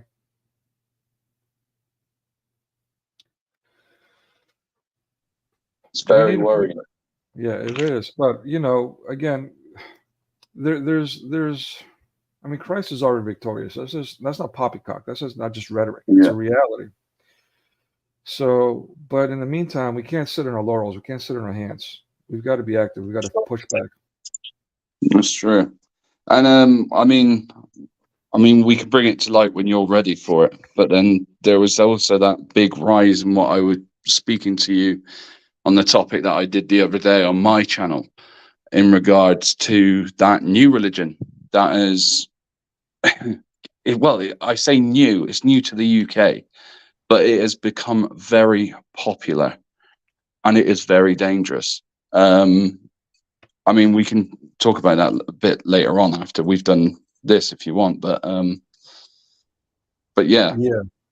Speaking about your channel, brother, would you be able to post your link, please? Yeah, please. We'll add it in the description, but yeah, we can sure know. Thank you. But as far as people not being able to hear the truth, I'm so glad that people that watch this stream put up with my ho-hum negativity about Islam, and they're destroying the movies. I've had a couple people beg me, don't do Big Black Freak Wedding. I love that movie. Don't do it, because they know I'm just going to rip right into it. But rather, Islam is negative anyway. You cannot speak positive about Islam. Give me one positive thing about Islam, and I will send someone to convert, not me. But however, nothing is positive about it. If you have a look on my YouTube, you'll find that you'll be very entertained at some of the shorts that I've done. Nicodemus has been, haven't you? Yeah, they're hilarious. So those I haven't seen. I do take quite a joy in winding Hamza up on quite the occasion. That's if I do manage to get onto Hamza's den, because he's kind of figured out my accent by now. But he's terrible. But he's been. I mean, now he barely goes to Speaker's Corner, which is quite famous in Britain. That's where we have the major debates between Christianity and Islam and other topics. But over there it's just as bad. We actually had one of our preachers go missing a couple of months back. Hatun Tash. Did you know her? Yeah. She's okay. Like, a lot of people were concerned about that. I mean, a lot of us were ready to like overturn things, like get active there to find out what's going on with her. But you know, the people that were close to her said they've spoken to her, not only through messages, but they've spoken to her directly, and she's okay. They can't talk about what's going on. She can't talk about what's going on. No. But something has happened, and it's worrying. Nothing confirmed, you know that. Only she's already been stabbed in the head. Yeah. She, you know, and it's a worry that people can't go down just a Speaker's Corner, which is historically known for everyone to be able to voice their opinion without anyone being hurt, arrested, or anything. And I tell you, the Dawah teams maybe the police hid her somewhere. Pardon? Maybe the police hid her somewhere because they don't want her to cause some problems. They will tell her, yes, it's for your protection, while they don't want her to cause any more problems, in their opinion. You know, they are stupid somehow. Well, she had many death threats. I mean, even Bob goes down there. You know, they call Bob the Builder from Socko Films. Yeah. And he speaks very authoritatively. He speaks about Christianity with authority. And he is the reason that Hamza doesn't come to Speaker's Corner very much, because every time he sees him, Bob's had enough. Because every time he's talking to someone, a Dawah team would come over, interrupt, and try and take that person and, you know, start brainwashing them, saying that Bob's a liar and they've got all this content about him doing this. And that's just a load of rubbish. But people buy it. And, basically, Bob's now started to do what they do to him. He starts interrupting their Dawah. And he does it deliberately, and he started to film it. It's pretty... I fear for him. I do fear for him, but you know, he's had enough, and you can see it. And he's like I said, luckily, one of the reasons he's managed to get Hamza out, because they had this massive debate and he won, and it was in front of so many people, and Hamza walked off because he was just embarrassed. And it was amazing. It was just an amazing thing for Christianity. Even though he's obviously he's non-orthodox and stuff, but he is well learned on the scriptures, and he's also well learned on Islam. And there was just some things that Hamza was coming out with, saying about Paul, the apostle, didn't have a vision and stuff, and it was just a load of rubbish. He was saying that the Pharisees and the Sadducees were different people to what we're claiming them to be, and that they didn't give him authority to go and kill and persecute the Christians, and that he probably was already a Christian before he said that he had this sight of Jesus, or this encounter with Jesus on the road to Damascus. So he was trying to preach that, and Bob came over and really ripped into it. And even then, Muhammad Hijab, I mean, my advert's still out there, and I hope he sees this video. if anyone does want to forward it on to him, yeah, Mohammed Ajab, I do accept your invitation for the Christian you want to have a boxing match with. You're more than welcome to invite me. I keep saying this. That makes two of us. Yeah, never mind boxing. I'd rather do the MMA thing. Did you see the video that he did? He said No. he did it about 2 years ago, and he said, if there's any Christian out there who wants to have a fight with me, a boxing match, he was saying, Islam versus Christianity goes, whoever wins is right. We'll have it nail on the head.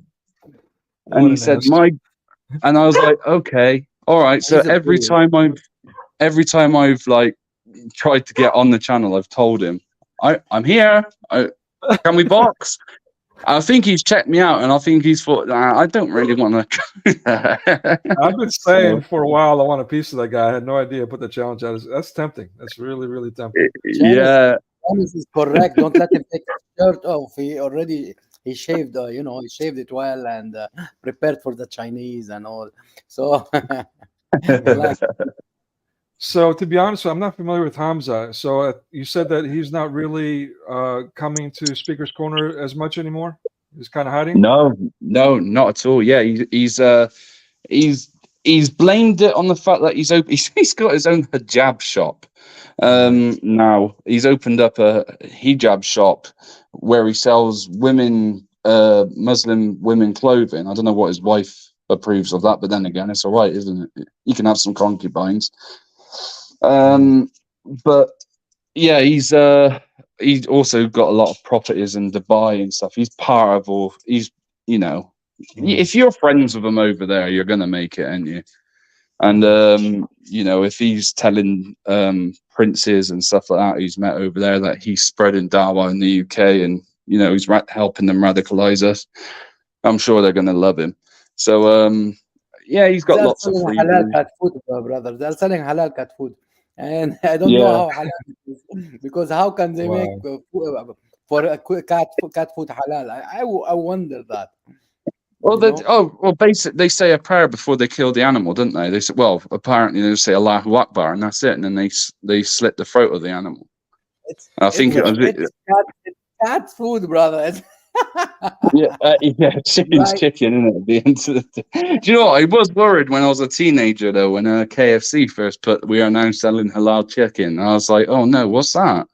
Is that a chicken from abroad or something? I didn't know what it was. I was worried, but yeah, it's just it's chicken. I wouldn't go in, man. It's stupid. No. I haven't come across halal pork, funnily enough. Apparently, they are advocating for something like that on YouTube. Halal pork somehow.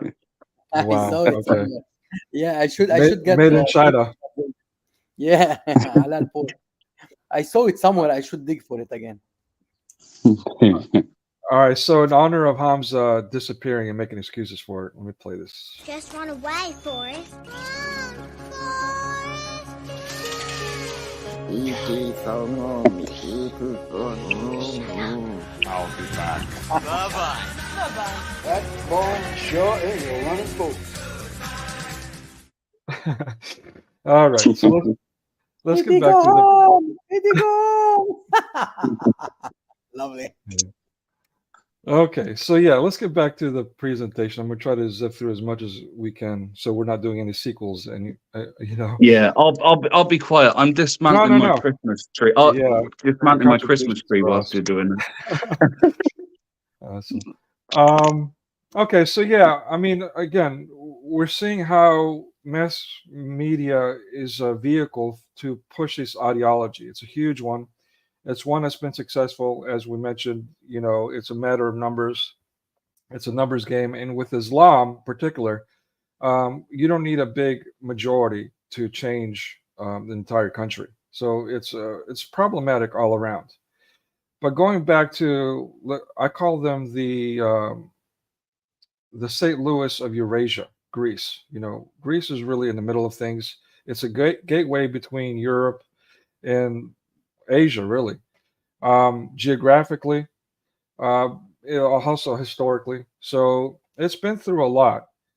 But in the 20th century, at least from the mid 20th century on, it's been evident that mass media has a problem with Greece. They've gone out of their way to undermine them, especially in the 21st century.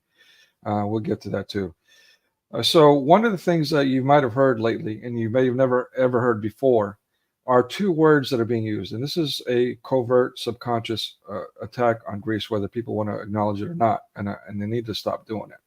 If they love God, then they need to love everyone else, including the Greeks. Yeah. Again, what have the Greeks done to those people? What have the Greeks done to you that's bad that warrants this kind of malice? So, but yeah, draconian was something that was being used regularly through mass media a few years ago.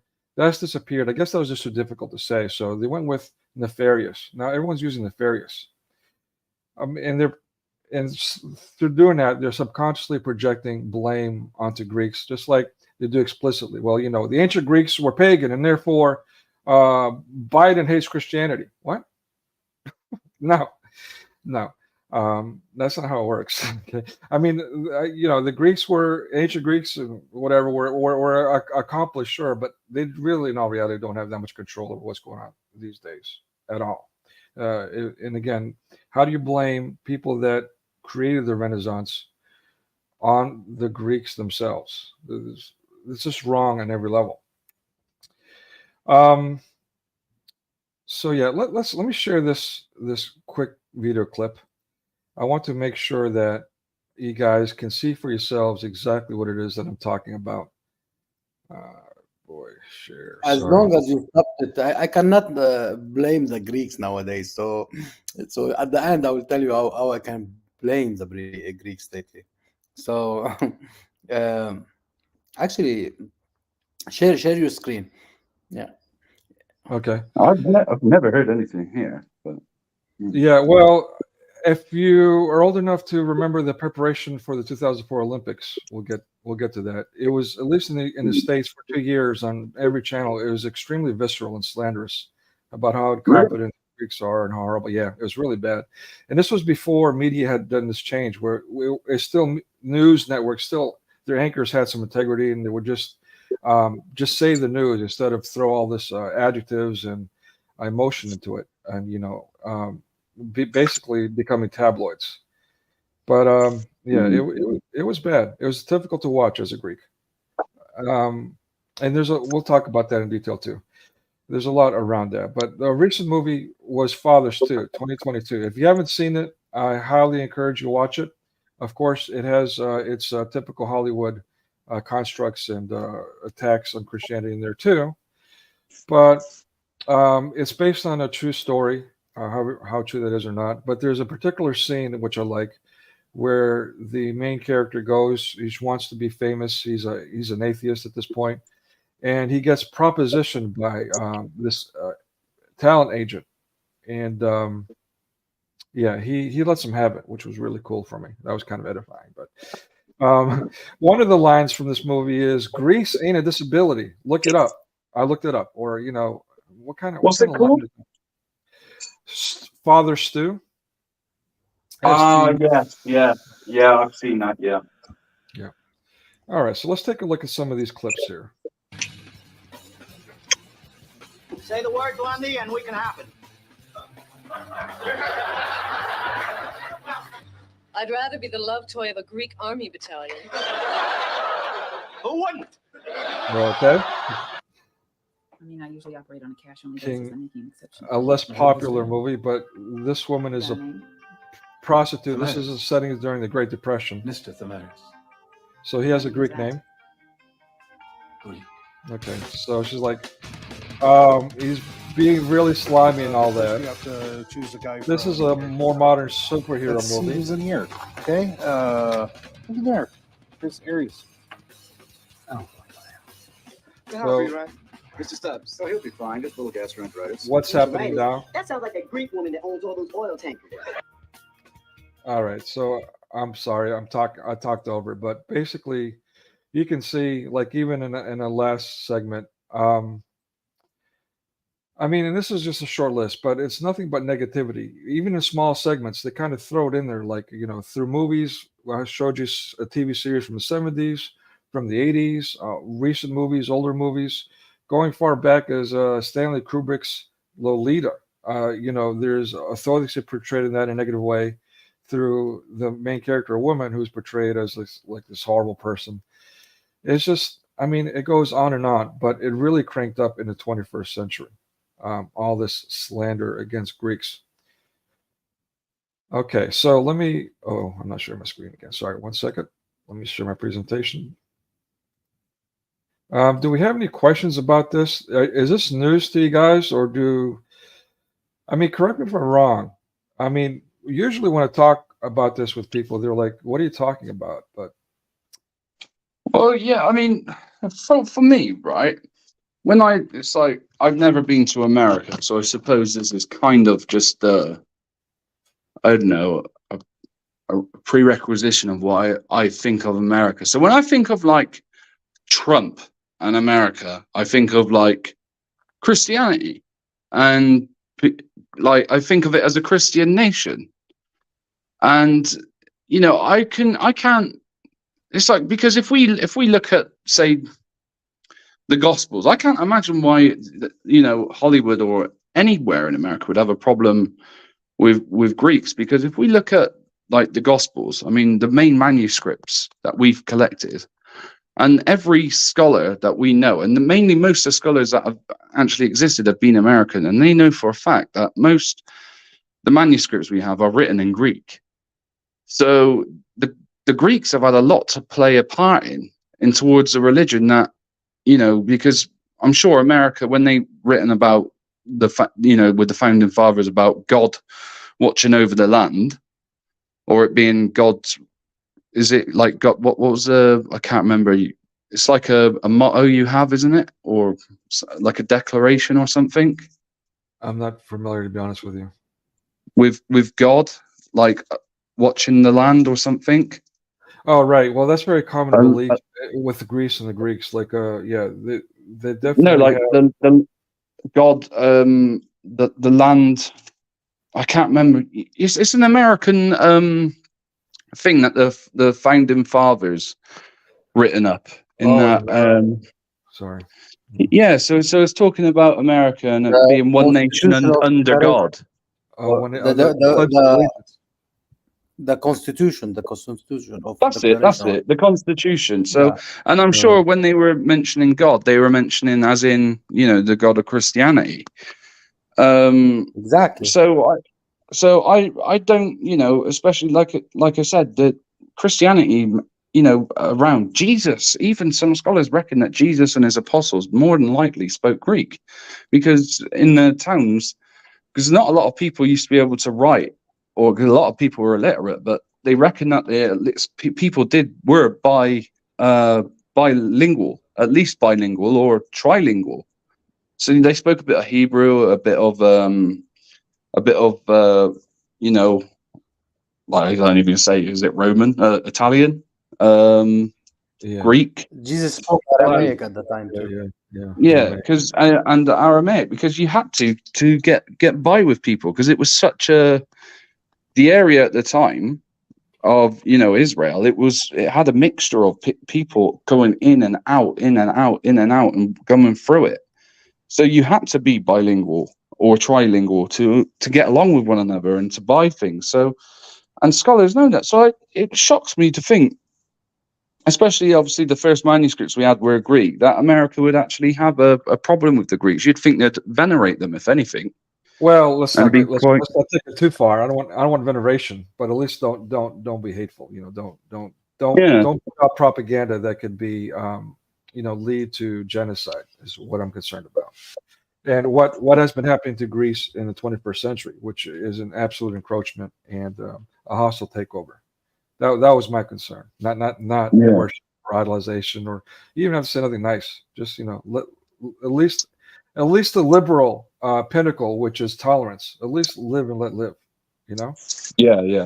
Definitely. Yeah. But yeah. So I'm glad you brought all those things up. Yeah. Again, what I'm really concerned about is what's been going on lately. The Henry Kissinger quote, and we'll get to that, but that it's very explicit. In fact, this siege. It's not just I'm not just judging my fruits and coming up with my own personal opinion. It's been professed publicly, particularly during the going-ons of the Greek island of Cyprus, which is still occupied. Why is it being called a separate nation and not an occupied island by Islam? We'll get to that. See, I didn't know any of this, so this is good for enlightenment for me, because my church is Greek, and my godfather and all of the people I know, especially with Pasha coming up, are Greek. So this would be topics that I could be able to relate to with them and speak to about, if they were ever to bring it up. So this is really, I'm really glad that you're bringing this up, to be fair. Thank you. Yeah, I mean, to be honest with you, Greeks, just like most everyone, are scared to talk about these things because they're scared of the pushback, right? So, usually people tune out. Nobody wants to, hear another group talking about how they're victims, right? Then there's that phenomenon. But, I mean, there's a major fundamental problem here. Again, Greece is in the middle. It's the peg of sorts between East and West. Not as much in the 21st century because of the internet, but still, geographically speaking, that's still a reality, as well as Italy, by the way. But yeah, it's also, again, as you pointed out, they've been the vanguards of Christianity, of this truth. So to undermine that, to destroy that, is quite significant.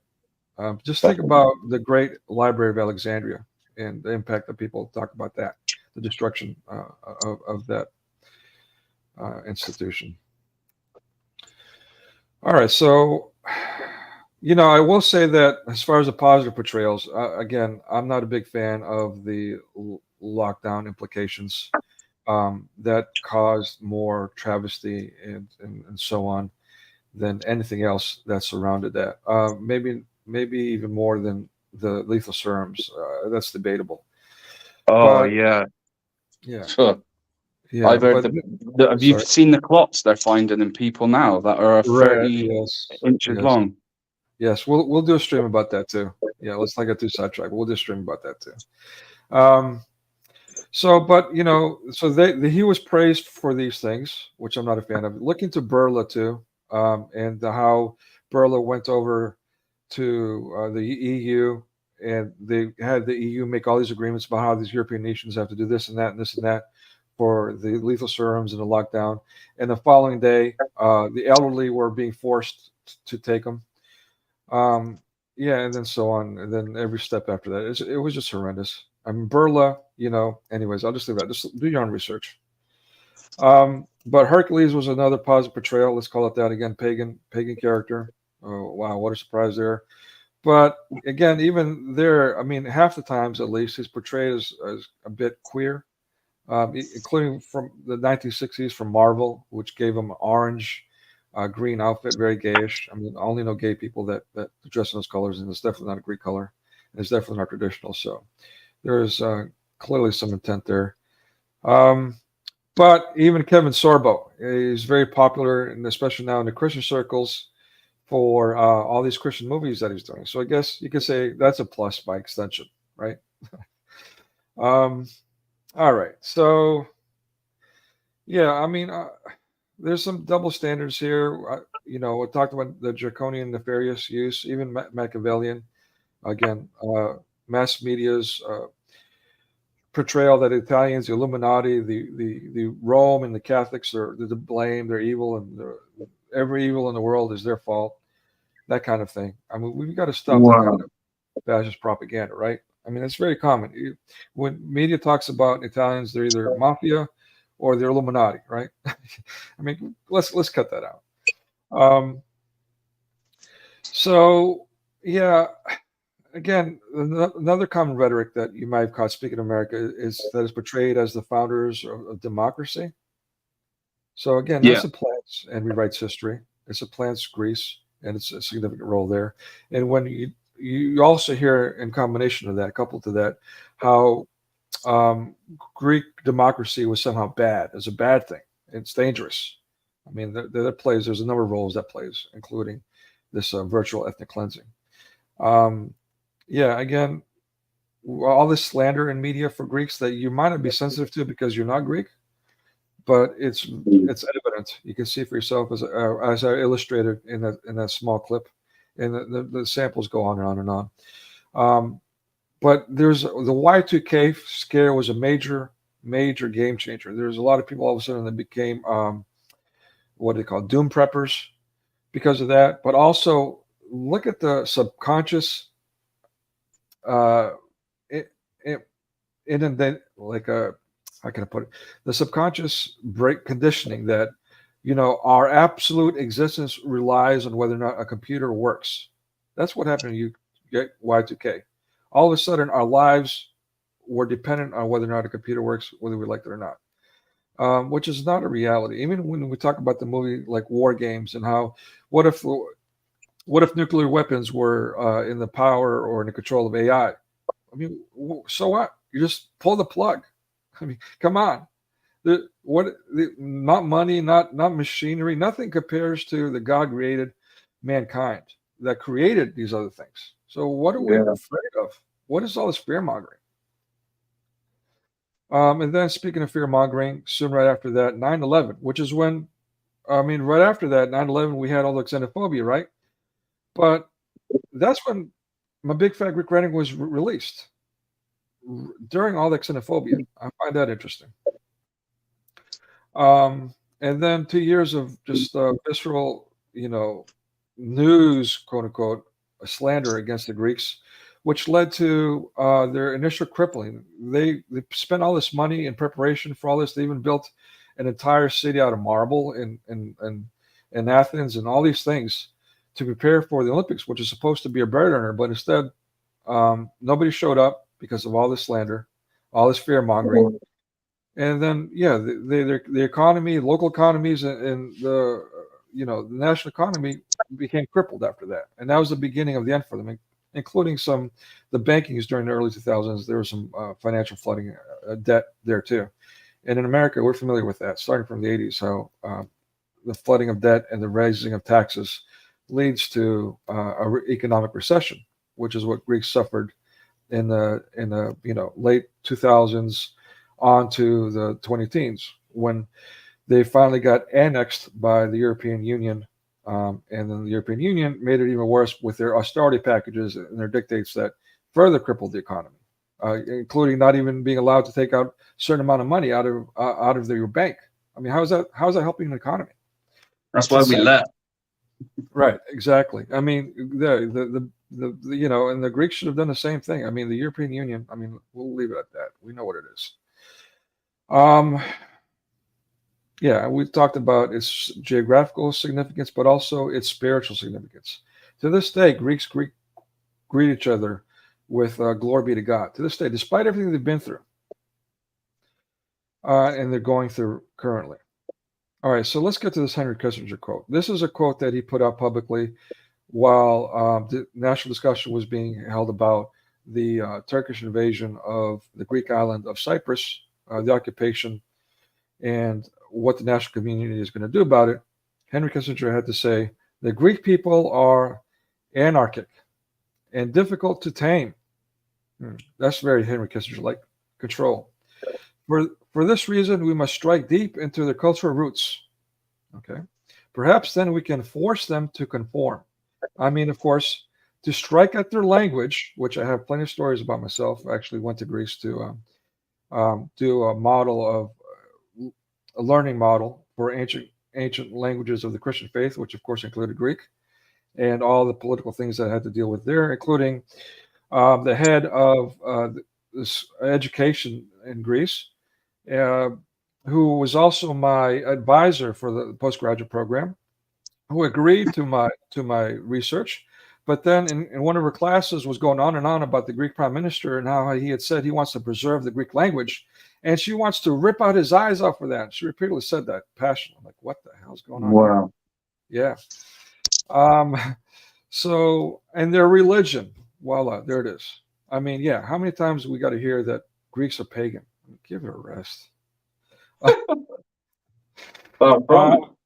Right. and their cultural and historical reserves, which is interrelated. If you visit Greece, you can see Christianity and Greece and their culture. It's intertwined. So it's one and the same. It was so that we can neutralize their ability to develop, well, lo and behold, the 21st century, to, and again, this is something that was said in the 70s, to distinguish themselves to, or what do you know? Yeah, destroy Greek culture. So, we're all one people, we're all equal, or to prevail, which again, you keep hearing about Greece. And it's just like with Acorn, the people that were trying to say yes to what was being handed to them are now to be blamed. It's the Greeks' fault that they're, in an economic crisis.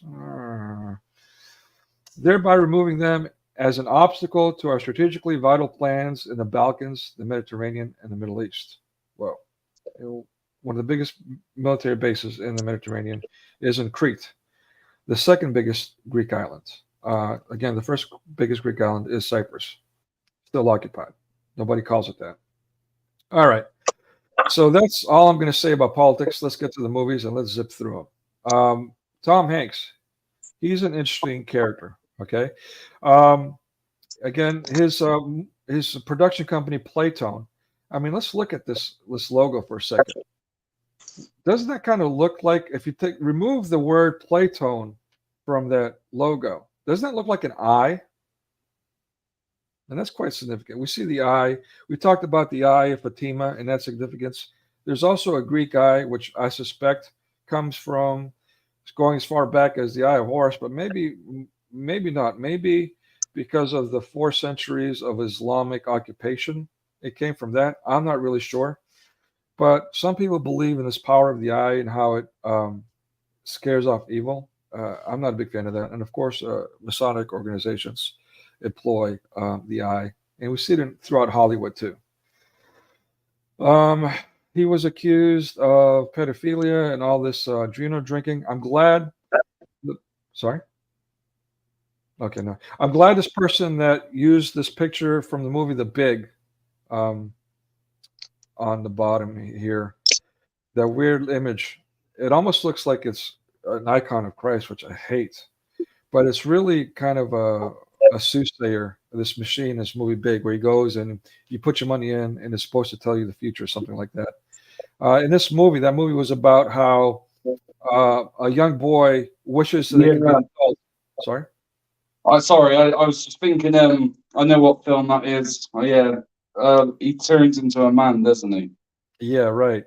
And it's really weird because there's definitely a pedo thing in there where an adult woman is having a sexual relation with him as his character, but it's really a boy in a man's body, which is really creepy. Even back when I was young watching this, it really creeped me out.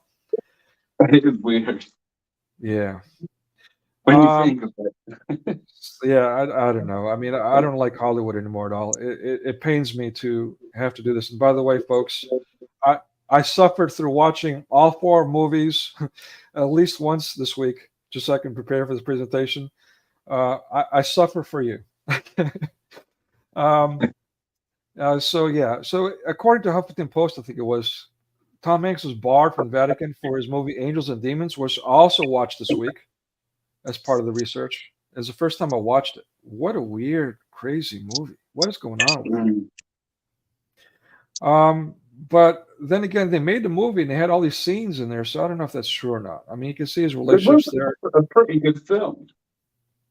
Oh, you watched it? Okay, yeah. Production value was really good, but the storyline, I mean, I don't know. It was just really creepy. A lot of the messaging in there too, I'm not a big fan of.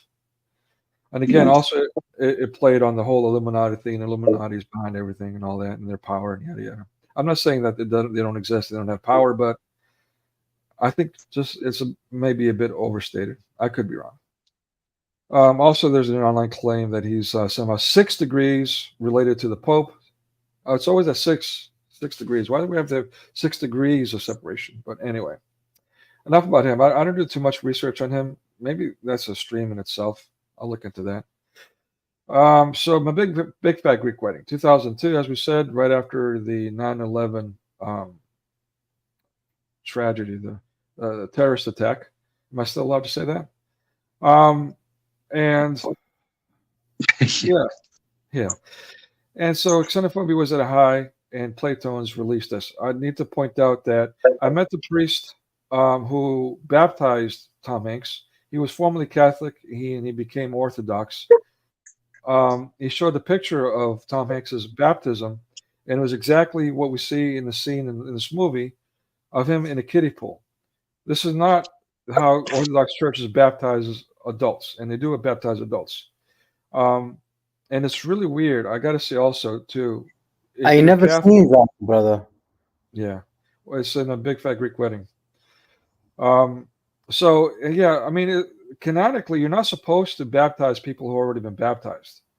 You're supposed to be chrismated into the Orthodoxy. So there's something strange going on there. But anyway, maybe blessed. No, even if But it's also, let me finish for this thought. I'm sorry. elderly or older people, let's say if you want to baptize him, let's say from different sect, he doesn't believe, like let's say they don't have the same exact belief.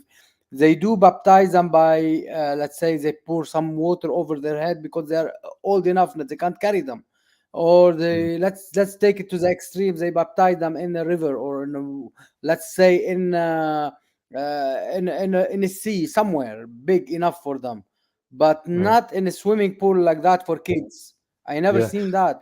I seen a priest baptizing women, like let's say to get married from an Orthodox man by pouring some water over their head, you know, Right. 3 times on the name of the Father, Son, and the Holy Spirit, and that's it. They don't need Yeah. to dip them all the way. Yeah. So again, this is again. Thank you for pointing out. This is very strange all around. Again, Tom Hanks was baptized this way for some reason. I think maybe the priest practiced koinonia. I don't know. It's just that's just pure speculation. But yeah, it's just really weird. I'm pointing this out because I want to show how much Tom Hanks was actually invested. It wasn't just his production company. From what I hear, he was highly involved in the making of this movie. So yeah, it was very personal. The production value of this movie was great. I mean, even though I was extremely offended by it, I enjoyed it. I've watched it more than one time. I had a good laugh at it. But in retrospect, it is what it is, a propaganda piece. I mean, and again, as the one movie puts it, the real popular movie. Funny how, am I here to amuse you? So anyway, As a Greek, let me tell you something. As long as you're speaking about the movie, what do you think if somebody told you about muskaka? Right, exactly. That's one of the scenes, and I'm glad they shared that scene. Right, I'm glad they shared that scene it's a because French way, brother. It's a French way of a mousse. You know, the mousse like thing, and caca is crap. You know. Yeah, They are making the point about the Greek. Right. So, but I'm glad that they showed that scene. It does illustrate how Greeks are picked on, grease ball and that kind of thing. But at the same time, it also, it makes a good laugh. Everyone after the scene, which is the natural takeaway, muskaka, right? So they're doing the same thing the little girl is doing in the movie. Thank you for pointing that out. About food, she said moussaka or something, but they answer her back muskaka. Muskaka is like shit in a moussey way. What the hell is that? Yeah. So I mean, that's just one example of many. Again, the movie starts out with the opening credits with her going to work 5 o'clock in the morning in the rain and the cold. Ho hum, the poor oppressed woman. I mean, what about the men who do that? Okay, but let's there's men, screw them. So yeah, but also there's a narration about how it's miserable to be a Greek woman, being traditional. Again, another attack we hear regularly is an attack on traditionalism through our media, including one of my personal favorites, which has the musical song Tradition, right? Yeah. So that was about Jews and the three different kinds of Jews. One that was going to be married. Fiddler on the Roof was the movie. One that was going to be married to traditionally through arrangement. The other one was a little bit back and forth in the middle ground. The other one was just going to, do the modern thing and just elope and that kind of thing. and the whole song, the whole movie was about whether tradition is good or bad. But that's just one of countless examples. I mean, the siege of tradition is habitual, relentless. I wanna cut Sorry. you off once you finish. For some reason, I wanna cut you off for this baptism thing. Did you pay attention? For it's not about the swimming pool. It's about this Nikki who will be his Right. godmother, who's putting some oil on him. Who she's not Yeah. allowed to, as Orthodox, to put any anointing oil on him, Right. and she's just making sexual gestures on him just to touch him. As godmother, she will be like his real mother, Right. to care about him and teach him Christianity. She's doing sexual gestures. Sorry for cutting you off, but it's No. annoyed me at the time when I saw it. Yeah, me too. I'm glad Go that you ahead. pointed it out. Very good. And it's exactly like our brother Chris Apologist pointed out. Godparents are exactly the opposite. And then even my own godparent, they go out of their way to make sure that you're doing well, especially spiritually. That is their literal role, is to make sure your spiritual well-being is intact. So, but yeah, I mean, I suspect, again, this is pure speculation, but I suspect that Tom Hanks has some kind of thing where he went to a Greek Orthodox parish. I think it's called the Latino Quarter or something to that effect in California. And, Greeks were like, well, look, Tom Hanks, cool. I mean, I don't know if they have other stars or not in this California parish, but it was from what the parish priest was saying. It was a church that was shut down or something to that effect. So they had to go back in and rebuild it. And so it was a small parish, undoubtedly, that was being built up, and now Tom Hanks comes in. So he was probably like, whoa. I mean, I can imagine the women, getting excited to see Tom Hanks. So maybe he's projecting that onto this scene. I don't know. That's just pure speculation. I don't know why they would do that. But regardless, like you pointed out. Didn't Tom Hanks did another movie? It's totally Antichrist. Right. What was the name of that movie? Do you remember? It was totally Antichrist, and he made Mary the what's her name? She was the one who's leaning on the Jesus Christ in the Last Supper, and she was his Oh. his what the girlfriend. He's taught. I don't believe he's a Christian, neither Orthodox, because Well, all that is propaganda. Yeah. Because Yeah. he made that Mary is his girlfriend, and leaning on not Mary his mother, Mary the what's her name, Magdalene, and she's leaning on his chest, not John, the beloved John, and National Treasure. You talking about National yeah. Treasure? No. It was something. It was coming from a book. It was coming from a book. I don't remember the book. What's his name? What's his name? The thing. The movie. He made a movie somehow, and that movie was about Christianity, and he was searching, hunting for treasures and stuff like that, and finding about how bad is Christianity and the Pope and the whole thing around the Pope. And Could what you was find it? that movie for us? Like maybe if you look under International Movie Database, Tom Yeah, Hanks. we'll look for it in a minute. Yeah, there's a list of movies that he's done. Maybe you can recognize. I'm really curious. I mean, that I might have not seen that movie, but it sounds really familiar. Yeah. Does anyone in the chat know what he's talking about? Could you guys name that movie? Let me get the movie in a minute. Give me a minute and I'll get it. No worries. It was a book, I'm sure. Yeah, I mean, it sounds really. I thought it was National Treasure, but it must be something else. No, Da Vinci Code. I found it. Oh, the Da Vinci Code. Oh, yeah, I did see that one. That's right. Of course. Yeah. Yeah. Wow. Yeah, it was so horrible that it made so much bad thing about the Pope, the whole thing about him, about Jesus, Mary the Magdalene, and where they've been buried, and how they followed up, and everything so bad about Christianity that I don't believe that he's Christian, neither Orthodox. He must be some terrible thing. It's a terrible lie. I don't believe all that. And this swimming pool thing, Yeah. it's all propaganda against Christianity, brother. Yeah, yeah, thank you for bringing that up. And yeah, it's exactly right. This portrayal of this baptism is just wrong all around. Even the priest that they chose, the casting there, the actor that chose to play the priest. I mean, does anything about this priest compel you to want to come to Christ? I mean, or does it look like a goofball? I don't think that's accidental either. Even the casting there is suspect. So yeah, let's go on to the portrayal. Speaking of goofballs, the teacher again, he's learning Greek language, and that's supposed to be a horrible experience. I'm getting some feedback. Oh, Anti-Christian, do you mind muting your mic a little bit? Is that you?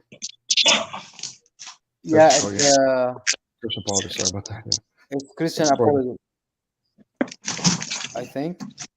All right. Whose noise is that? Can anyone control it, please? Yeah, can you press mute? So, if there is something Antichrist is Tom Hanks. I don't like him. I used to like his movies. Yeah. Let's say you've got Mail, you've got this, you got that. They used to have some nice movies, but then he came back with some very bad choices like this, and it was really, really, really bad. Yeah. I couldn't bear him after. I agree with you. I think as far as anti-Christian goes, I think all of Hollywood is anti-Christian. There's just very few nuggets good in there. But I mean, there's redeeming value in everything through Christ. So there's always that. So yeah, I mean, basically the Greek teacher here, the experience of learning Greek is supposed to be a really bad thing. Again, as Kissinger said, attack the language. But also, again, we have this male character is supposed to be goofy looking and all that, which is also completely emasculating. Again, this is back in 2002, but of course this goes back way back. And as the more of the streams we do, the more you'll see how far back these kinds of things go. We're trying to work our way backwards here.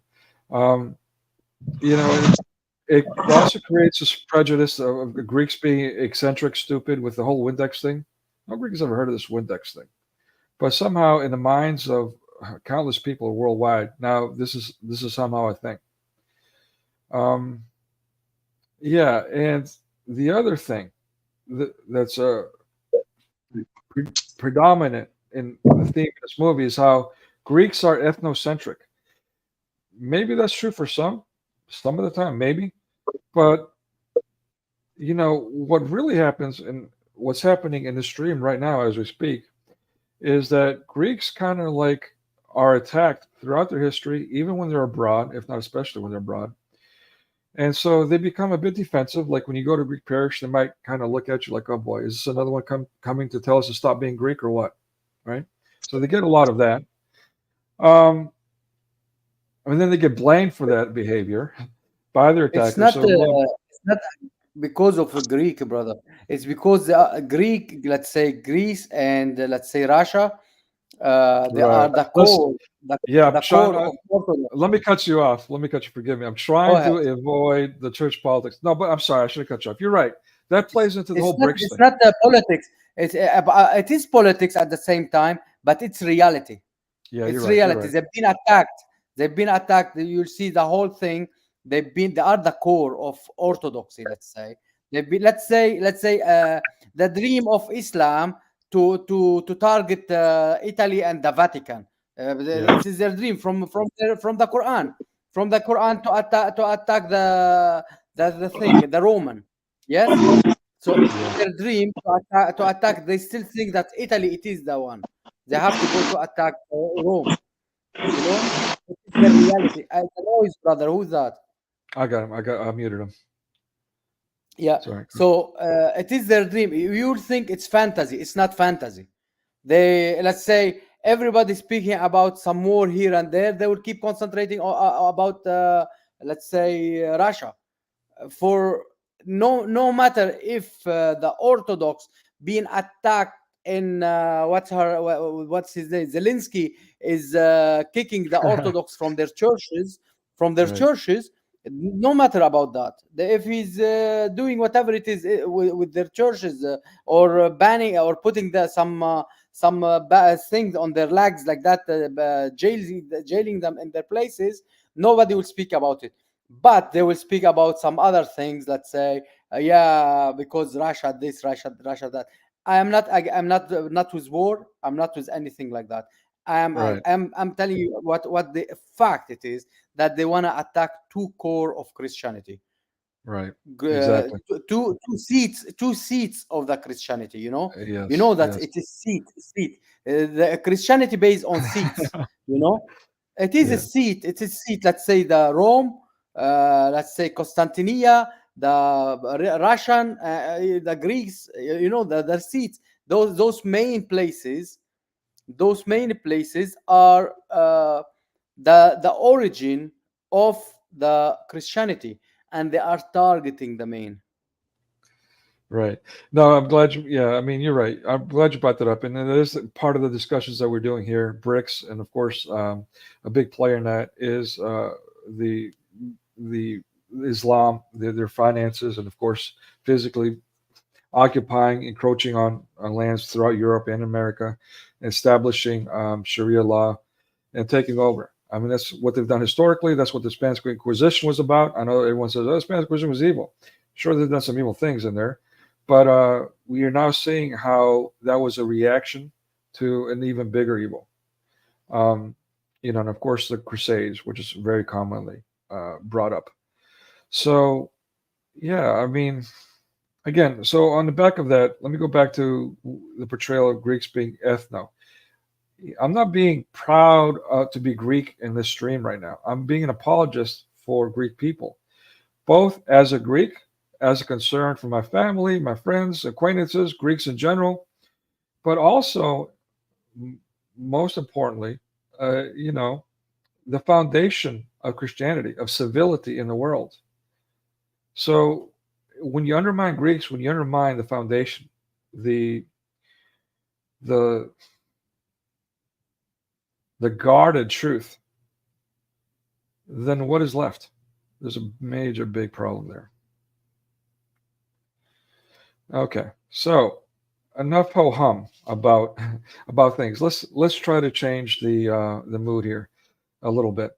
All right, so let's talk about your favorite things. You guys share with me, what did you like about the movie?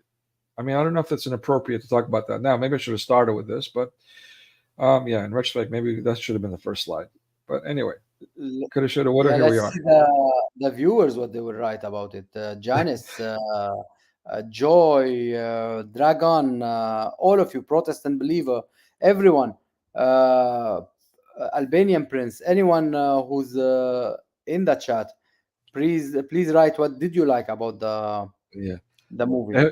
If I haven't terrified you, you're scared to speak now because I might attack. I'm not going to attack you for. I like the movie too. I mean, it's it's a guilty pleasure, right? But it's let's call it what it is. It's also a propaganda piece. So speaking the truth about it must be done. But yeah, let me just say why you guys are thinking about what your personal part or your personal thing, what you like most about the movie, or any of its sequels. If you watch the sequels, let us know about that too. Mine was, in case it was funny. As I said, a lot of Greeks loved it, despite its bigotry, its offenses. It was a play on the ugly duckling, right? The whole Cinderella story. The frumpy, ugly, homey girl, becomes this beautiful, attractive young lady, and this guy notices her in passing. And so they meet not very awkward, very romantic way. He stumbles, he hurts himself, and now she's nursing him. So it's very romantic and very cutesy how they meet. And then later, when they're getting to know each other and they go on a date, it's very warm, very lovely music that they're playing. The production value in this movie is outstanding, by the way. And so that was probably my two favorite parts or sequences in the movie, was how they met and the chemistry that they had on their date, the interaction that the actors had and how it was illustrated. Yeah. Is it when she was he asked her to pour for him coffee, his friend, and she poured for him coffee? Let's say when how they met, I or when he saw her in the outside the travel agent, and he start ducking down and trying to walk funny in front of her, and he hit the old woman and start hitting him by her handbag, beating yeah. him on the floor. Yeah, I mean, like again, this movie was awesome. I mean, yeah, I can't deny it. It was awesome. You know, it really was, and that's why it was so popular. I mean, the production all around, it was just really good movie, really well done. Yeah. Yeah, let me go back to Janice's comment about Captain Corelli's mandolin. Another romantic movie, uh, comedic, It was but beautiful. then a great example of how Hollywood is going out of its way to bash both Orthodoxy and Catholicism. They did it all in one shot, particularly in the sequence where, um, you know, the Italians are trying to take over the government building in an island, and the Greeks in there won't open the door, and the Italians like, open the door, and like, no, they won't open the door. Okay, we'll come back tomorrow, and that's the end of it. Like, oh, that's the extent of the war that they had, which you know is again portraying both as really incompetent and bad and stupid and all that. Let's laugh at them, but also quite significant again with the Greeks, how nobody talks about their role in World War II. How they defeated the Italians, una faz una razza was the expression that came out of that, and how well that delayed. You know, the Germans did get involved. They slowed them down, and eventually then went on to Russia and faced that horrible Russian winter, which was the end of that front. They mentioned how the German killed the Italian, though, how they took the Italian aside, and they just simply gunned them down. If you remember in the movie, they didn't mention that how the Greek they were defending. They show somehow some of the Greek defending. Let's say her boyfriend. You know, or her fiance, ex-fiance, before she met him, he was with the group who were defending Greece. But then the Nazi, they gunned down the Italian because they were against their president at that time. They were traitors for their own allies, you know. So they gunned them down. I don't know if you remember that. Yeah, not really, to be honest with you. I'm glad. Thank you for sharing that. You know, I've met Nick Cage was this one of the stars in that movie. So, and I met his agent, of all people, who came to buy a restaurant, a family restaurant, and yeah, I don't know. His agent was crazier than Nicolas Cage, I think. I don't know. Just as a side note there. Anyway, so we didn't get too many good things. I guess people are scared to say anything good about My Big Fat Greek Wedding at this point. My apologies. Should have started with what do you like about the movie? I will. But okay, what did you like? What do you have something, let's say, funny apart from Windex you don't like? Yes, you mean? I'll tell you. Let's say he said at the end when they were I told you about the fruit earlier on, you mentioned the fruit. He said at the wedding, the father said, yes, we are we our family is mean orange and Miller mean apple, coming from the word rooted to Greek, and it's mean apple, and here you go, there you go. And at the end of the day, we are fruit, and from let's say different, we are different, but we are all fruit. So yeah, my favorite is the kimono scene. You know, the winter and you wear, yeah. But I have another favorite. Like, but let me address that. Let me respond to that. So yeah, go ahead. There you go. That's the perfect example of what I'm talking about. Every time someone brings up My Big Fat Greek Wedding, they talk about that, and that is an attack not only on the Greeks doing that, but again, they're doing exactly what I mentioned earlier. They're projecting. They're blaming Greeks, current Greeks, for not only ancient Greek, let's say, these Greek words come from ancient Greek, let's say, but also the Renaissance. I mean, the Greeks really have nothing to do with the Renaissance. It was Western nations that made the Renaissance a thing as compared to Greece, Western nations. Greeks consider themselves as being in the middle. That's why they have the Byzantine flag, looking to the left and to the right, because they've been attacked from every direction, and this continues to stay. But anyway, so yeah, projecting this. Well, you know what? Well, these Greeks are ethnocentric and everything. No, they're not. They don't have that kind of control. They didn't say, well, you know what? You got to use all these English words with Greek roots, and no, that's not what happened at all. It was the Renaissance that did that. So yeah, there we go. As the character says in the movie, there you go. And there you go. Yeah, I tell you something I like as well about that. When she wanted to go to the college, and he didn't like, because women shouldn't be educated. She will be, or whatever it Right. is. They put down women. Although I know a lot of Greek ladies, they are well educated. Some they are lawyers, some they are doctors, some I know all that. But however, in the movie the character was like that, and the mother went inside. Before going inside to tell him what she wanted to say, she told Tula mean the light of God, by the way, and they made laughter about it. uh,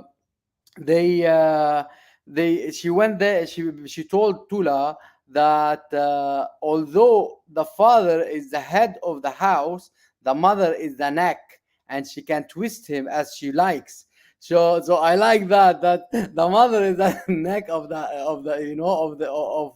neck, and she can twist him as she wish. And she went inside and she really twist him.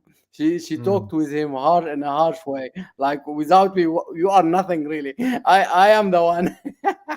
What are you speaking about? Women can't be educated.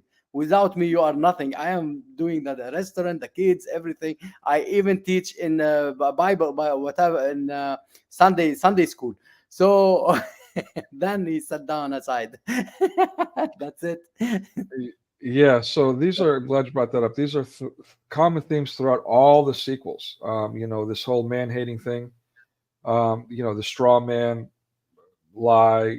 These tropes that are built up just to, well, what we're seeing now. Again, people. This is not right now. We're living in a implementation phase. Women are being prompted to attack men. Again, this is not normalization that we're seeing through media right now, but woke activation is what's taking place. So be prepared, people. I'm saying that so you can be prepared for what we're in. Let's be real about it, so we can, when we are confronted with it, we know how to respond and not just caught blindsided by it. Excuse me.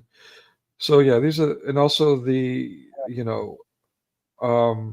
the whole language thing that we just said, the projecting this Renaissance thing on the Greeks, that too is a theme throughout the movie. You'll see the grandchildren and children now doing the same thing that the Papa was doing with the language. Let's, as Kizer said, let's attack the language. Let's attack the language. That's important. Yes. That's where we as long as dealing with. Oh, let me finish that thought. Let me finish that thought, please. Go ahead. Yeah, that is the thing that we're combating these days in mass media. The biggest thing is a redefinition of words, of language. Language is fundamental in everything we do. Without it, we're lost. We have to communicate. So that is why they're attacking language. Again, beware of that. It's important. Sorry, go ahead.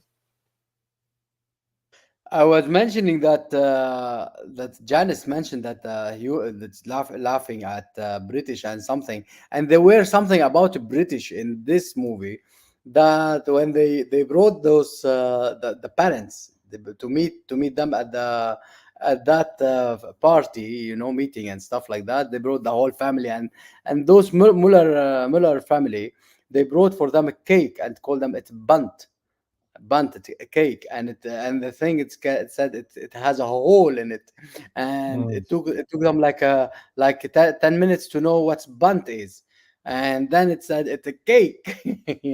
And at the end of the day, they wrote inside the bun. She put the flowers inside. There is a So hole in the cake.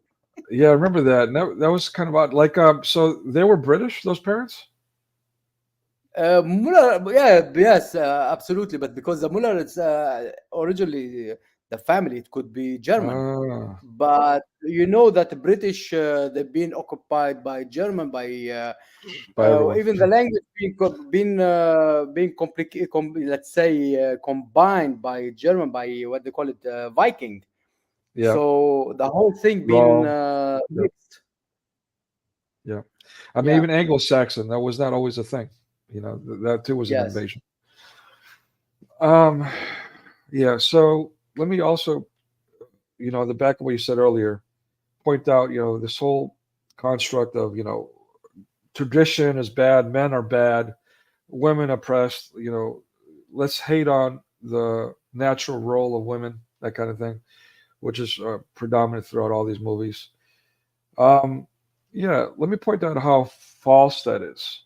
Again, we started this stream with an attack on what the guy thought was the Virgin Mary.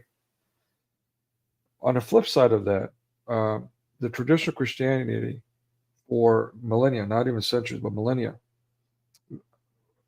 venerated, put women, a woman, but women in general, in high regard, right? There's a ton of female saints that the Orthodox venerate, remember, and pay homage to.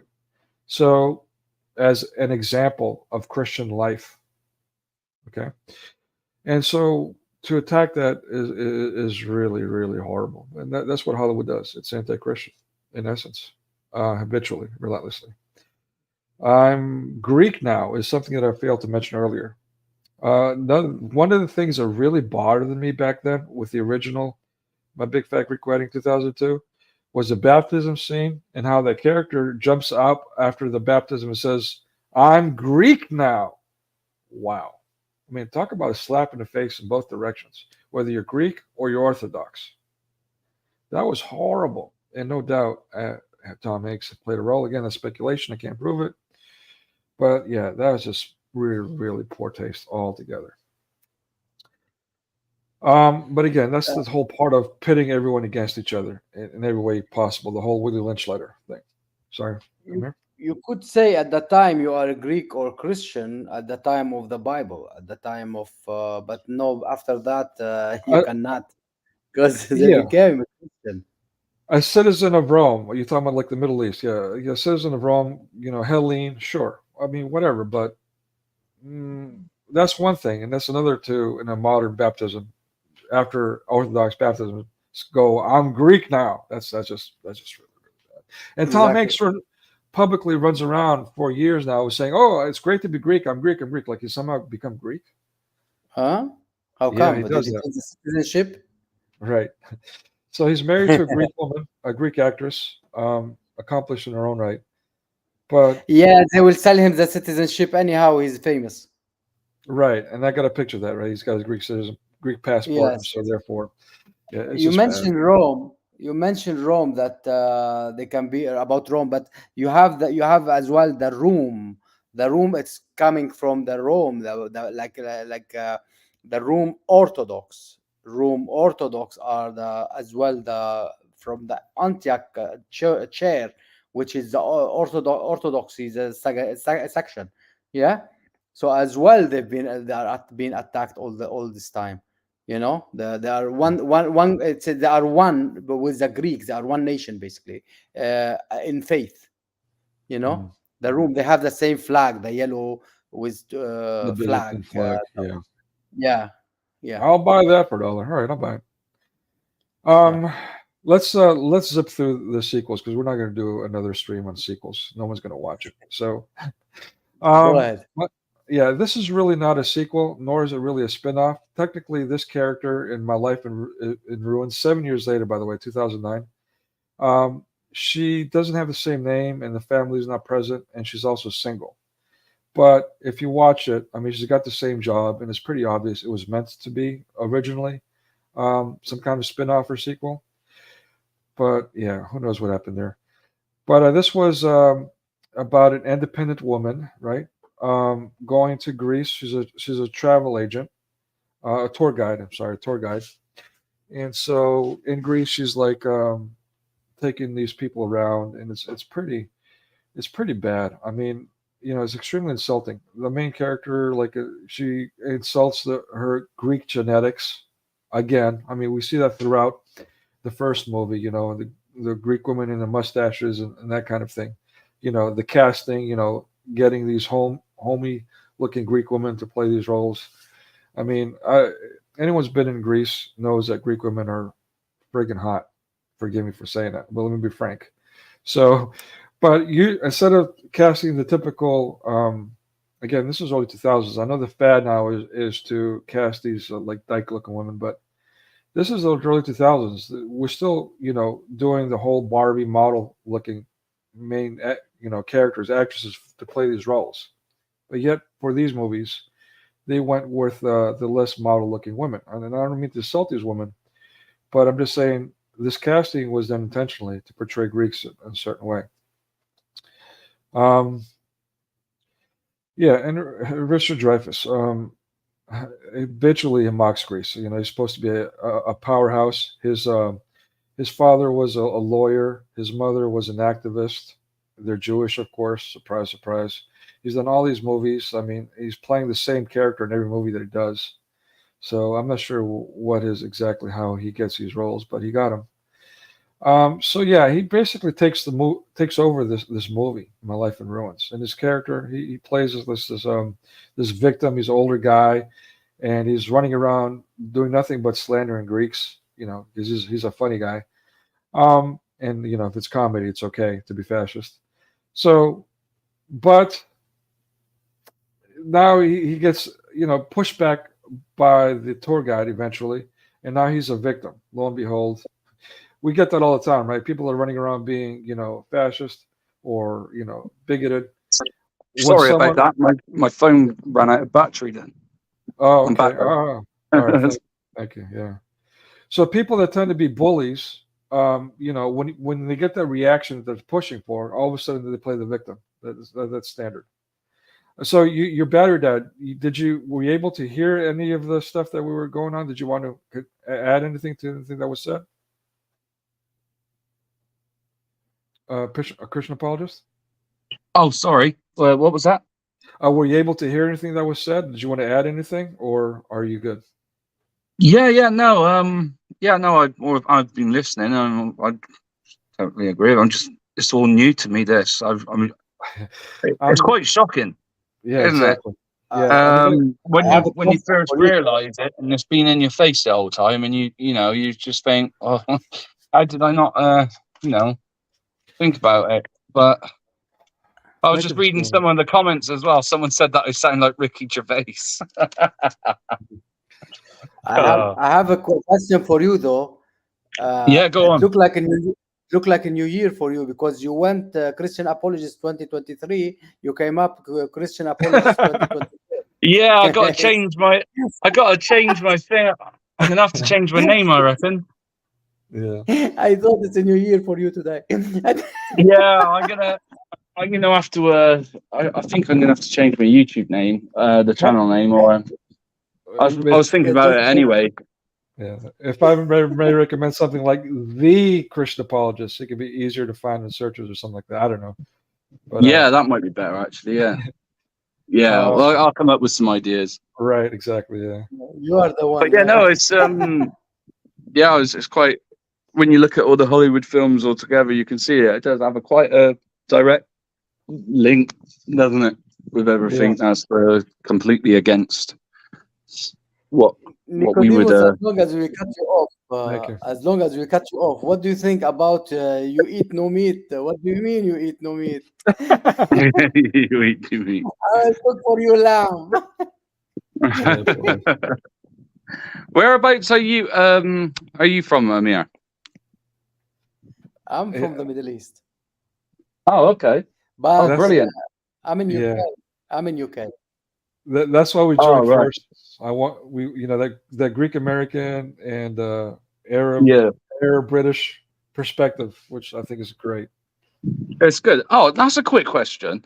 You know, like Arab Christians, do they Yes. call God? Do they call God Allah as well, or is that Yes, for a true? fact. Yes, for a fact, because in 1861, I believe the date, if I'm accurate, they did the translation of Van Dyke, and it was, of course, under the occupation of Muslims. And the three Muslim sheikhs, they've been survey the translation. So they force them to put, instead of any Elohim or Yahweh or anything like that, to put Allah instead. And that's why it is I can count it fake translation, but only by this name. So Yeah. whoever read it, he can make it ilah, he can make it something Yeah, I else thought that's instead. what I thought it was. Is Ilah or La?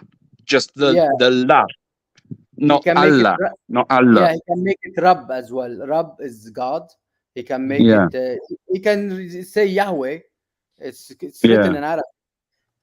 But because it has been forced under the Islamic occupation, but because it was Butrus, what's his name, Van Dyke, and Butrus, what's his name,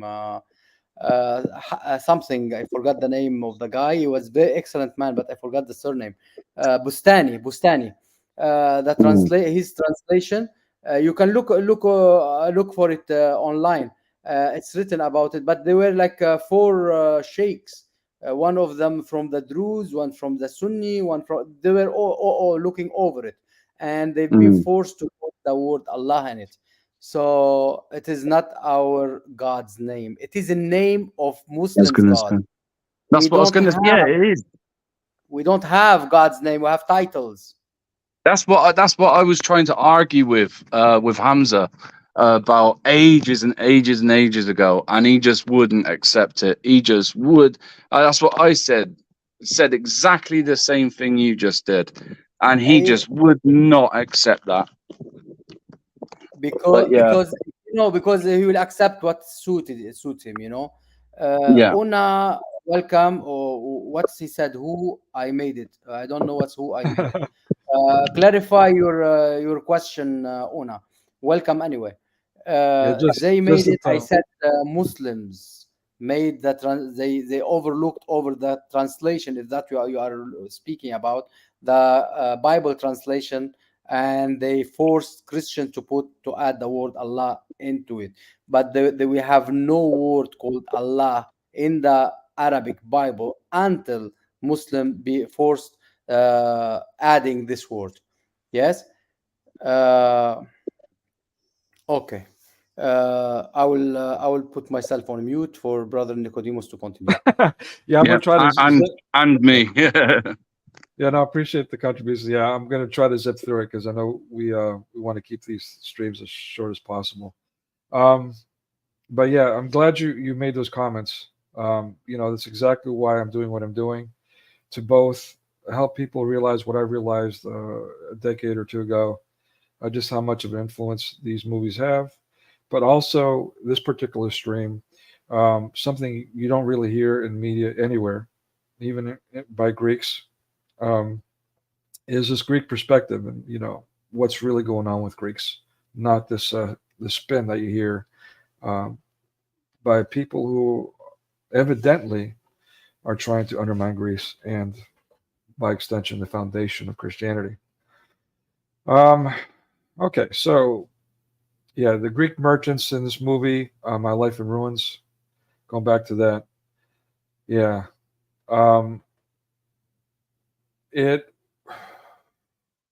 Sorry, I'm just reading Protestants. There's people that stop watching movies. Good for you. I've this past few years I've just done it literally for the sake of research. Once in a blue moon, I try to put on an older movie or religious movie to get away because we're creatures of habit. But every time I get disappointed. I find the same things in those as well, which is unfortunate. Yeah, so there's the scene on the bottom right. We see a Greek merchant portrayed as a typical tourist trap, as if that's a Greek thing and nothing else. Like I've heard other even Greek Americans complain about something like going to Greece and getting gypped by a cab driver, and therefore Greeks are bad and don't go to Greece. What? I mean, have they not been in a cab in the U.S. or any other country for that matter? I mean, I myself was a cab driver. I mean, I could tell you all kinds of stories. So, yeah, I mean, that kind of stuff, that kind of prejudice is just really bad, even if it's done by your own people, if not especially. Um, Free on-screen tour of Greek sites. So the big problem with the undermining of the Greek economy is it's tourism. When you portray Greeks as negatively, people are not going to be interested in going. But another thing is if you keep showing all these sites on screen virtually, then it's going to be like Facebook. Oh, well, I'm with my family all the time, so I don't need to go visit them. I've already seen the sites, so I don't really need to go visit Greece. So there's that aspect of it too. And also, of course, as we said, all this mockery of tradition and Greeks, give me any word, and all these things, right? It leads to a lack of faith. It leads to disbelief, and that is a major problem, as we're seeing today. That's all I really want to say about my life in ruins, 2009. The bottom left, I will say this: these characters were trying to talk about how they're going to purchase this beautiful box. They can how different ways they can use it, but that holds a relic. I'm personally not the biggest fan of relics, but again, I say that half-heartedly because, as I illustrated earlier, these people have the faith of the woman in the Bible who, for her to touch Christ's garment was enough. So, yeah, who am I to say, and to speak against that? But this movie it was completely belittling the idea of that type of thing. So let's move on to the next one. My Big Fat Greek Wedding 2, the official sequel. That too came 7 years later. It illustrated the issues of mixed marriages. Okay.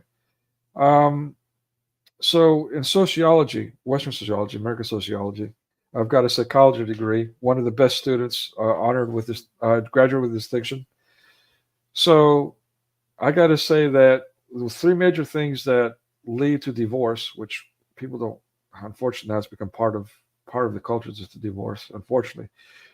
But in the late 20th century, this discussion had a value about, you got to be concerned about divorce, and that is you got to make sure that you have the same religion. Religion is the biggest factor why people get divorced. You got to have the same culture. Oh no, bigotry, closed-minded. Well, scientifically speaking, statistically speaking, that was a major contributor to divorce. And having the in-laws get along. I mean, the whole, horrible in-laws thing. That too is a problem. So those three things got to be aligned for a successful marriage. But Can I cut off on something? Yeah, let me just finish that thought. So Go ahead. these movies, this movie, and all these movies, they push the antithesis of that. The whole mixed marriage thing. I'm not saying you shouldn't get married if you're not Chinese and you're married to a Chinese person, all that. But just keep in mind that when you do, marriage in itself is hard enough as it is. You have all these struggles.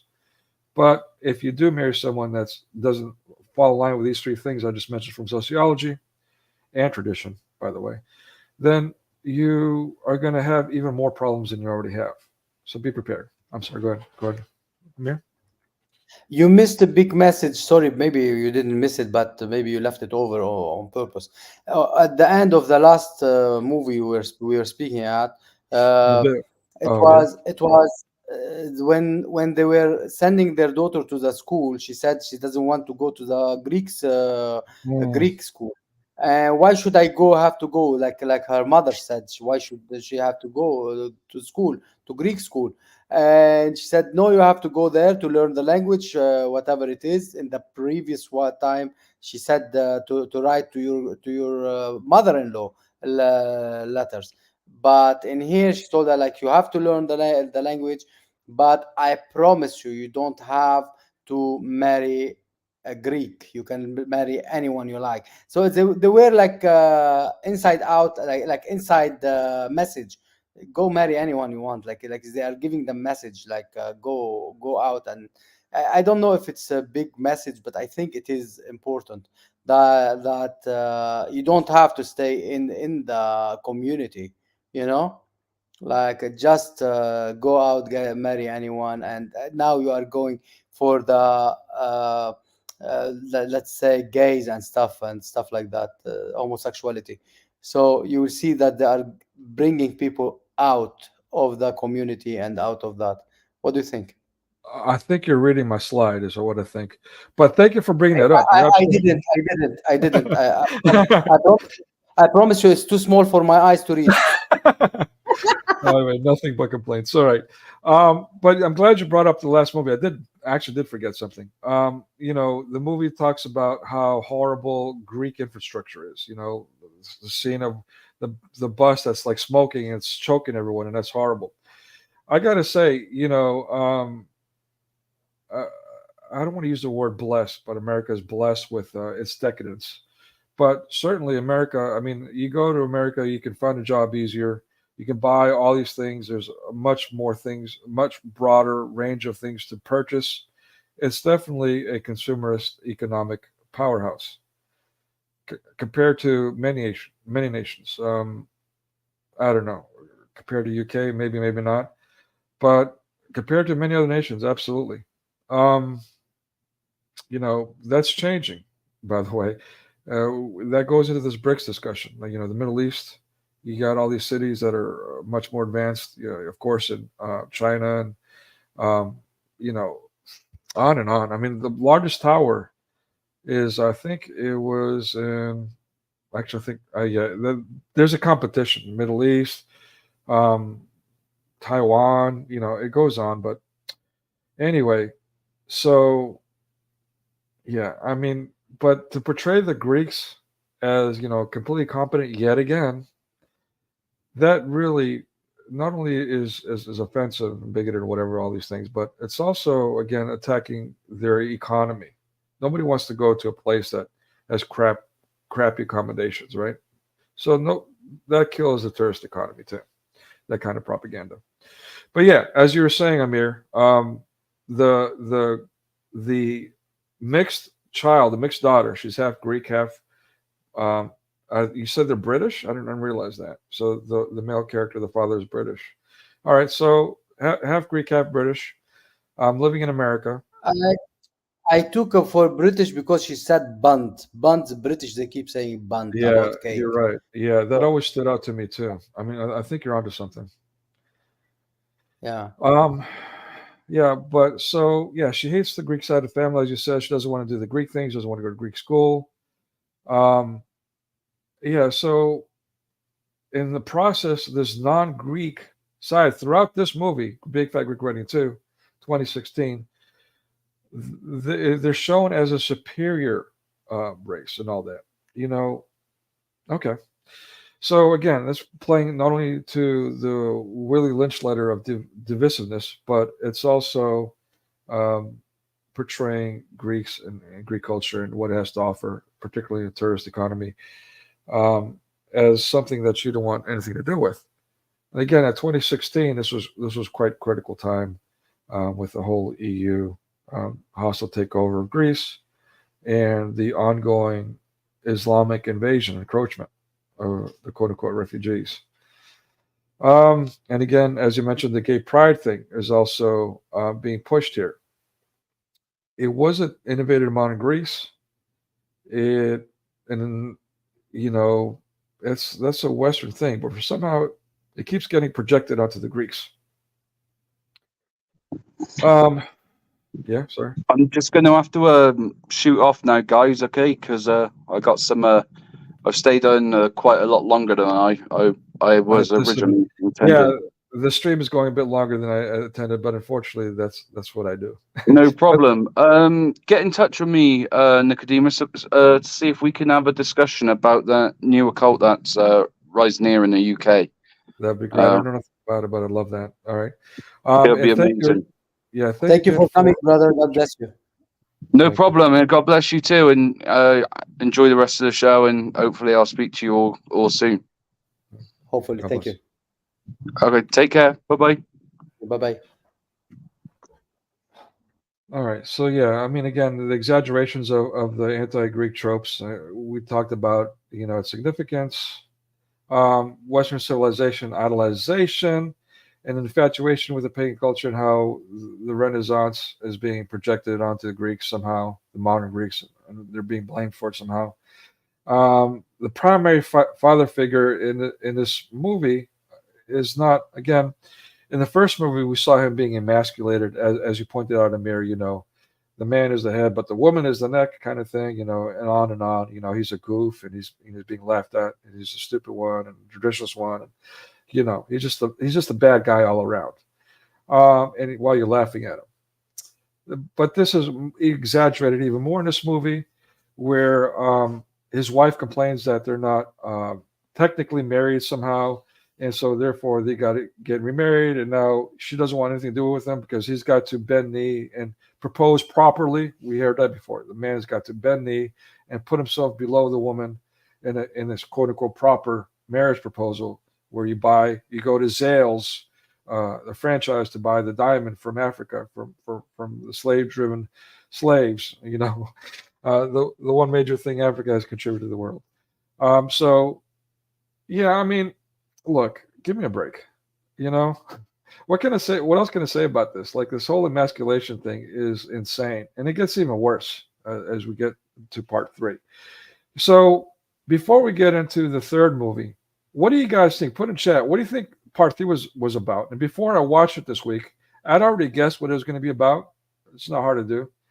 Again, this movie, My Big Fat Greek Wedding Part 3, came out 7 years after this one, Part 2, 2016. It came out in 2023. It came out last year.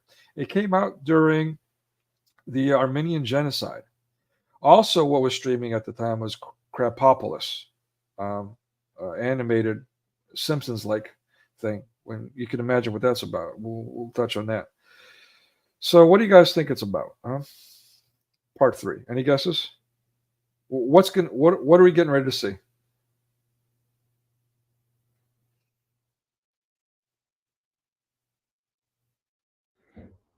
Women, masculine, or some stuff like that, and gays, LGBT. Yeah. Nothing but. Yeah, I mean, the quality really goes down. Even with part 2 in 2016, the production value was still good, but in this next one, I mean, it's just completely wretched. Yeah, and I had a magnifying glass prepared to use this time, so you guys can see what I'm each picture individually better. But for some reason, it's not coming up for me. Sorry about that. So we'll get this hopefully right. By the way, people, on that note, let me just go ahead and take this. I've been going back and forth for a while now about this, and I've been talking to Amir about it. Yeah, I mean, forgive me, Amir, I don't know if you take offense to my mention this or not, but I mentioned to Amir previously about my financial woes, and they're pretty severe. It seems like every winter I go through this really bad economic spell, regardless of what I do. But this stuff that we're doing, it requires some a few $100s for a better microphone, so you guys can hear me better. A soundboard mixer. The splitter, which I've already bought, and I've got to return the splitter. They sent me a raw kind of thing again. So this is like the second or third splitter that I got. And this costs money I don't have right now. I'm thinking about doing a GoFundMe or something like that, a fundraiser. And I know everyone's taxed right now, and I hated doing this, but, and I should be spending my own money as a tithing kind of thing too. But things are really that bad. So I might just go ahead and do a crowdfunder. If I do that, I'll probably put it in the description or the next stream and all that, so I can get funding for this. Also, a monthly subscription. I've been taxing poor Amir. So he's giving me all kinds of access to his account so I can have access to do certain things. But speaking of production value, the production value of this live stream, I'm fully aware is not what it's supposed to be, and I'm capable of doing better, but I'm just financially strapped to do the things that I need to do to get there. So we'll see. I'm just putting that out there. But yeah. So let's do Big Fat Greek Wedding 3. Yeah, I mean, what can I say about this? It's a modern movie. The production value is horribly bad. Playtone Pictures, Tom Hanks' production company, is still part of this. So is HBO, home box office. But yeah, for some reason, all of a sudden, the quality went to crap. Caca, right? It's caca, right? So yeah, it's really not even French caca. It's just outright raunchy caca. It's bad. So the editing is horrible. It's glitchy. The storyline is disoriented. It's choppy. There is a storyline that's present. You can see it in the writing, but you got to imagine it because the presentation is horrendous. I'm not overstating this, and I don't understand it. When the same production companies are involved, at least Playtone, yet all of a sudden the quality just goes dramatically downhill. Yeah, and of course, yeah, all the political points. Not only are they part of it, but they're extremely over-exaggerated, and it seems to be nothing but sequences or scenes put together, piecemeal together, so they can push their politics, their backward, diabolical, hypocritical, genocidal politics. So, and anti-Christian ones, of course. Yeah, I mean, the movie starts with the family. So, and this is the storyline. The father passes away, so now he's dead.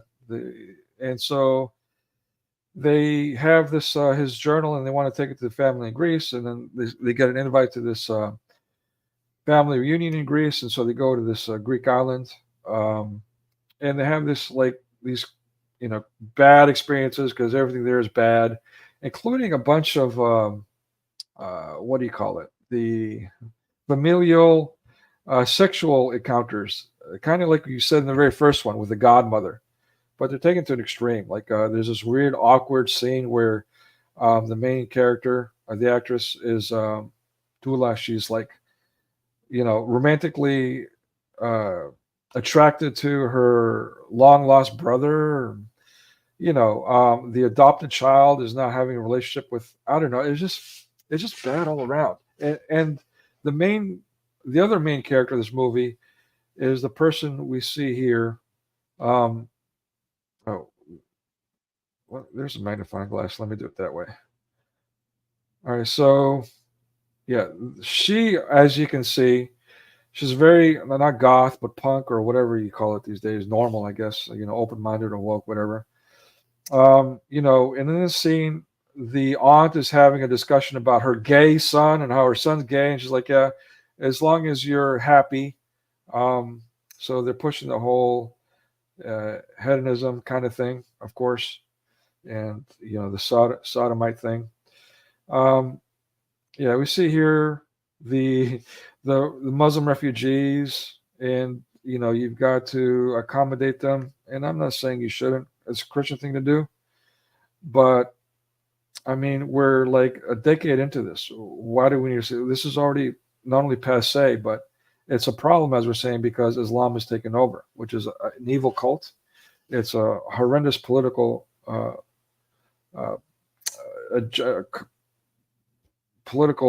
don't know, construct or society. I mean, they're only anti-Christian, they're only anti-Semitic, but they're also, yeah, I mean, they're a problem. I mean, the first people they killed, again, I don't understand why the libtards don't get this. The first people they attacked in the October 7th thing was the liberals, the people that were having their peace festival, and they were tripping and they were doing their orgies and the rave party, and they mutilated those people. And that's what they do on a regular basis. I mean, you go to the Muslim countries, they're going to nightclubs, they're going to the kafir. Doesn't only mean Christian and Jew, it means people that don't believe in Allah, and that especially includes the sinners, the atheists, and so on. So I don't know, it's just insane how backward these things are, this propaganda. Yeah, you also see in the bottom right The eye. We talked about that again, and how that that's also in a subculture in Greece for some people. Some people believe in this power of the eye, unfortunately. I was Um, about to tell you about it. For some reason, you spoke about it immediately. Well done. Yeah, yeah. It's the yeah, I eye. mean, They call it the eye of Fatima. yeah. So before you get to that, let me just say in this movie, it's just plastered all over the place. You can see even in this vehicle, they got the eye all over the place. I mean, oops, sorry. Yeah, even on the dashboard there on the bottom, it's just bad. But I'm sorry. You want to tell us again about the Eye of Fatima for those that didn't watch that stream? No, no, just is the eye of Fatima. It's for bad luck, by bad eye. So whoever believe in bad eye, we don't believe it. We believe in the Lord Jesus Christ. Whoever believe in the Lord, nobody can be against him. So not even the Right. devil. So Amen. we don't believe in the bad eye. But for Muslims, they believe in the bad eye, and they call it. And they have sometimes the hand of Fatima, and it contains the eye inside it. So they call it the eye of Fatima, or the hand of Fatima, or palm of Fatima.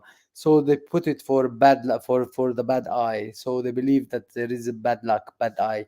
People will hit them in the bad eye. So yes, for some reason it hit my. I immediately saw that uh, what the hell is doing there? It's in Right. Greece. Why it's in Greece? Exactly. Notice how it's also covering up the Greek flag and the cross in the Greek flag. Exactly. Yeah. So it's just propaganda. It's just again to undermine Greek Christianity. Um, and even this touching again on this national Greek. We're apologists. We're not running around saying you got to be Greek or anything like that. Quite the contrary. All the Why Greek there is no institutions. cross? Sorry. Why there is no cross instead? It's Right. Greece. Right, exactly. I mean, just like our brother Christian Paul just pointed out, I mean, the Orthodox thing to do is to have a prayer corner with these icons and crosses and so on. There's a cross everywhere in Greece, everywhere. Um, but yeah, they'd rather portray Greeks as pagans, of course. That's what we keep hearing, even in these circles. The Greeks, the pagans, right? Kyrie eleison. All right, so even and again, touching on this ethnocentric thing, the whole Greek flag suitcase thing, or the Greek flag house thing. Do you know any Greeks that have that? Any of you? If you do, please let us know. Does any Greek have that actually? No, I don't want. Give me a break. All right, but also last but not least, of course, is the typical masculation. The male figure, probably a gayish one, is asleep and pathetic and has no important role. The alpha male, the head of the house, is dead. She's in a driving wheel. The mayor of the community they go to is the goth chick that I pointed out, talking about do what you feel. Yeah, it's just really bad all around. And the movie closes with this line. This is the conclusion to the movie, people. This is the narrator speaking, Tula. He says, fighting over who is the head of the family. So she's confessing that this whole thing is about fighting over who's the head. But she says, no, that's not important. That's not important what matters. Oh, if it's not important, then why did you spend 4 movies emphasizing how Greeks are bad, men are horrible, are inferior, women are superior, if that's not important? And then she goes, what matters is that we're all together, the whole solidarity thing. Together in what? Rise up, join. That's the verdict we see even in sports events and all that. Rise up, join, become woke, and become unified in wokeness. The top of unification, that's what we're talking about. Join the commie team. All right, that's all I'm going to say about this movie. This has been difficult for me to do, and probably difficult for some of you guys to watch. I wasn't surprised to hear Christian Paul say this is a shock to the system. And that's the reason I opened up with that video. One, to premise what I'm about to share, but also to, I mean, the shock factor is expected because you hear nothing but the opposite in mass media. And that's, again, going to the satanic rights goal of uncreation. It's not about lying. It's not about deceiving. It's about doing the exact opposite of reality and about and their siege, their war on Jesus Christ and on Christianity and on Christians. Crapopolis, I mentioned it during the Armenian genocide. Again, nothing is discussed about Fyrom, about the occupied island, Greek island of Cyprus, about how during the European Union annexation and oppressive dictates, Greeks had to give away islands or territory, and that part is part of that. Never mind, had crippled their economy. I mean, I'm not going to bore you guys. You probably don't care about the plight of Greeks, but yeah, it's quite significant what's going on here. The propaganda is evident, glaringly evident, and I'm glad the Armenians got some traction here on the internet, at least. But why are we saying the exact opposite about the Greeks? Why? That's what I want you to think about. So you can see from the headings and the descriptions, you can freeze the screen later. We've gone long enough, but you can see, I mean, the Greeks saying Crapopolis, catering to children, the grassroots movement, talks about wife swapping, the angry goat herders. Greeks are not angry goat herders. The big man in hippocampus, whatever. Buy low, sell high, contagion, pushing the whole lockdown nonsense. I mean, people are still running around with muzzles. The elderly in nursing homes are being coerced, if not forced, to still do their new and improved lethal serums. Excuse me. This is still, we're being distracted about all kinds of things, by the way, in the process, including how Trump is going to save us. Trump, Mr. Lockdown, Mr. Super, what was it? With the serums, he said, super fast. He's so proud of it. And years after, even if the FDA and CDC had to admit, all these atrocities related to these 4 serums, he was like, well, I did a super fast Project Warp Speed. That's what it was. Super fast. Proud of it. And we're proud of that, right? This guy's going to save us. Politicians are not going to save us. The internet's not going to save us. Communism, sure as hell, not going to save us. We know who's going to. Jesus Christ is going to save us, but at the same time, faith without works is dead. We need to be more active. Evidently, we need to be more active than what we have been. And shame on me too for not being in all these other mass media outlets, being more vocal all this time. But better late than never. That's all I'm going to say about that.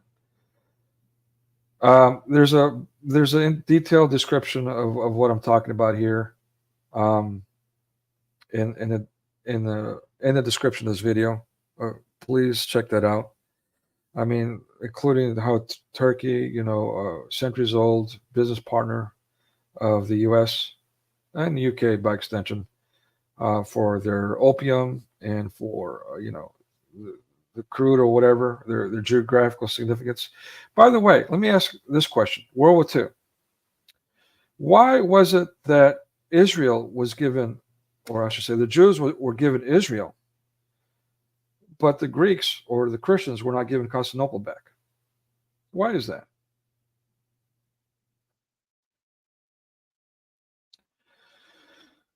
All right. So what have the Greeks done for me? Another rhetoric that we hear is the ancient Greeks. Greeks are pathetic ever since the ancient Greeks. The modern Greeks from Christ on don't exist, number one, but two, they've done nothing, which is an absolute lie. We talked about the ancient Greeks at length in their contributions. Aristarchus, I can't even say the name, of Samos, a Greek island. Well, he was the original Copernicus centuries before, mapping out the universe. The Hippocratic Oath, every doctor had to take, except for recently. Many practices, they stopped doing that. There's a reason for that, because they're pushing abortion, genocide. And also, that's also Baal worship. It's related. At least some people say that. Pythagoras of Samos, again, the same island. We know about the Pythagorean theorem. Philosophy. People love their philosophy, whatever. and it's still fundamental. Even in these circles we hear people employ it all the time. Democracy was invented in Greece. Christian charity and evangelism, something you don't hear about at all. And of course, we're not supposed to ring our own bells. Short of some advertising, for example, when it comes to evangelism specifically, there's an organization, OCMC. They don't really advertise outside of Orthodox circles because Orthodox people, non-Orthodox from what I've seen, are really, how can I put it? They don't like the Orthodox. They segregate themselves from the Orthodox, you know. They ostracize the Orthodox. So there's no reason for this Orthodox organization to pay money to advertise outside of Orthodoxy when they know it's not going to be fruitful. So you probably haven't heard about them, but they're very active.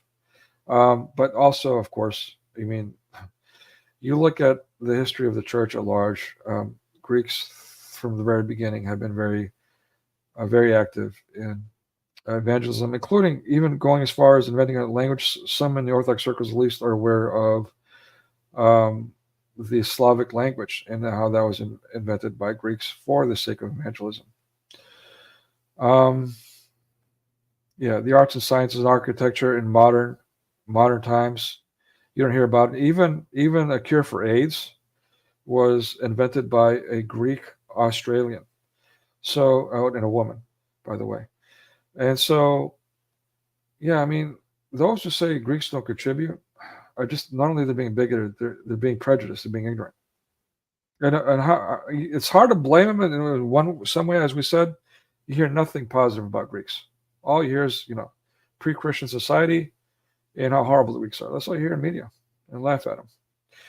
One of my personal favorites, I got to include this guy, Robert Anastas. When I was in grade school, I was active in SAD, Students Against Drunk Driving. It was back then. Now it's Students Against Destructive Decisions, which probably plays also. It can be hijacked by the woke agenda. I misspelled it there with 2 A's, ironically. If you look up SAD, by the way, that's actually a Muslim organization. It's quite ironic. But anyway. So, yeah, but he says if you dream it, it can be done. You know, and that was really meaningful to me. But it's also ironic. It plays into this whole hedonism, individualistic kind of nihilistic kind of approach to things. Okay, so in conclusion, if it's not too late, which it is, so the collective psychic world has this slanderous perspective habitually implanted in them, for generations or for decades. We've heard nothing but negative things about Greece, and I've demonstrated why. Yeah. So every 7 years, as we saw, there was a sequel to My Big Fat Greek Wedding. So according to that, there should be another sequel, My Big Fat Greek Wedding 4 in 2030. I'd love to hear in the chat what you guys think that's going to be about, or in the description later. Also,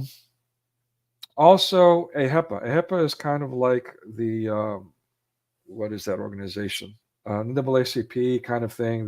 What's the Jewish organization that does the, all the communist stuff? You can't even talk about Jews, honestly. I forgot what they're called. Anyway, yeah, so AHEPA is supposed to be like that. But where are they in all of this? I mean, yeah, I don't trust these orgs at all, for good reason. Also, I need to point out 9/11, go back to that. Again, right before My Big Fat Greek Wedding was released.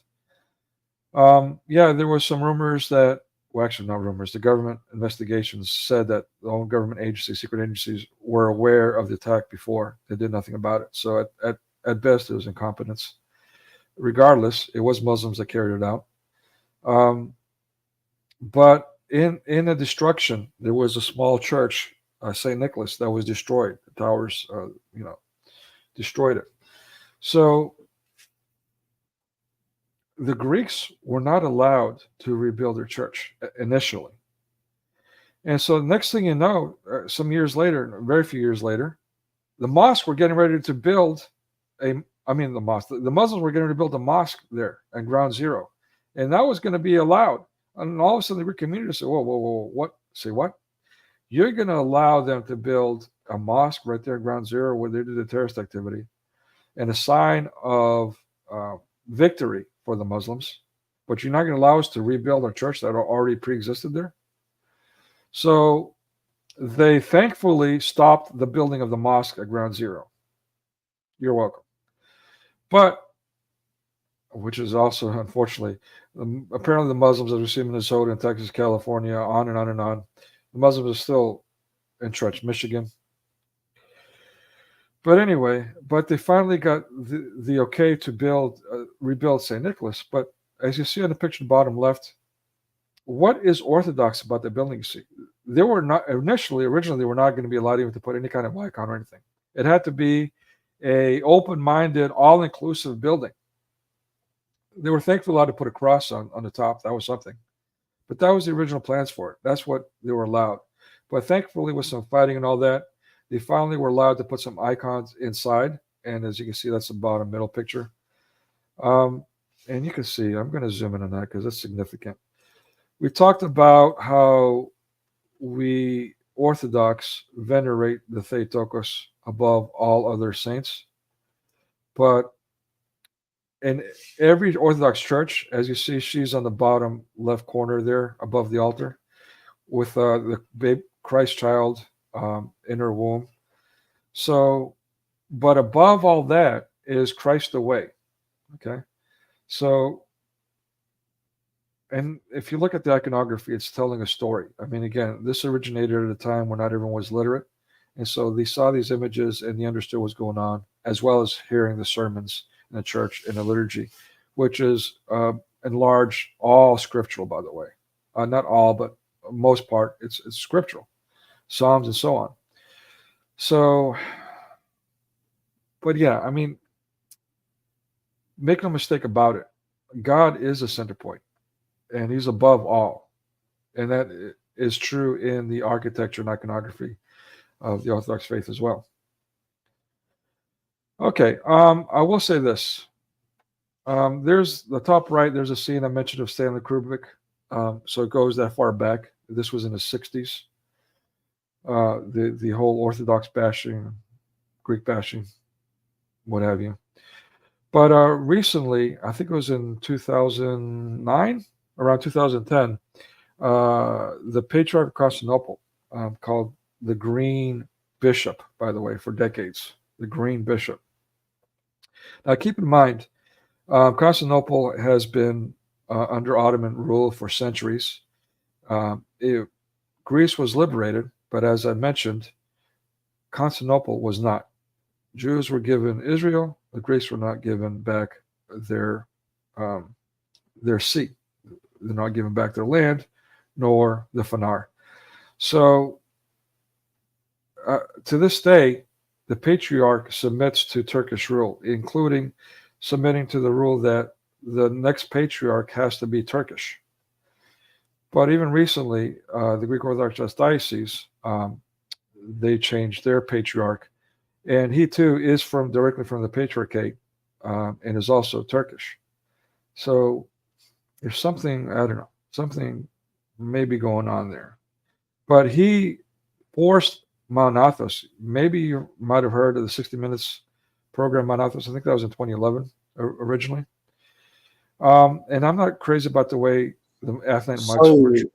Yeah. Sorry, what patriarch is Turkish? The GOA. He's not a patriarch. He's what do they call it? The Archbishop of America, of the Greek Church in America. All right. Yeah. So, but the next Patriarch of Constantinople has to be Turkish by Turkish law. So the seat mainly was there, but it has been moved to Damascus. You know that, and because of the Turkish occupation of the land, so it's not safe. Right, I agree. That's my point. Like, it's not. It's being taken over. I mean, this whole BRICS thing is. I'm illustrating here is deep rooted. Okay, it's a big problem. Yes. Yeah, and then again, the 60 Minutes, the portrayal of the Athenian monks. I mean, they portrayed them as some kind of voodoo people. I'm not a big fan of that. But the Athenian monks don't do these interviews, but they were coerced by the patriarch to do it. So, I believe I've covered everything here.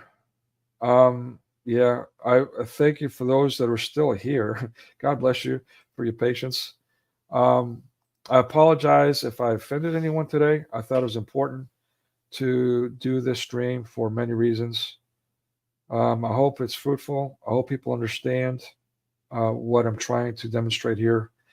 And I encourage people to reconsider if you're using things like neither Jew nor Greek in the wrong spirit and these kinds of things, where the Greeks are pagans or the Orthodox are pagans and all these other horrible things that are wrong.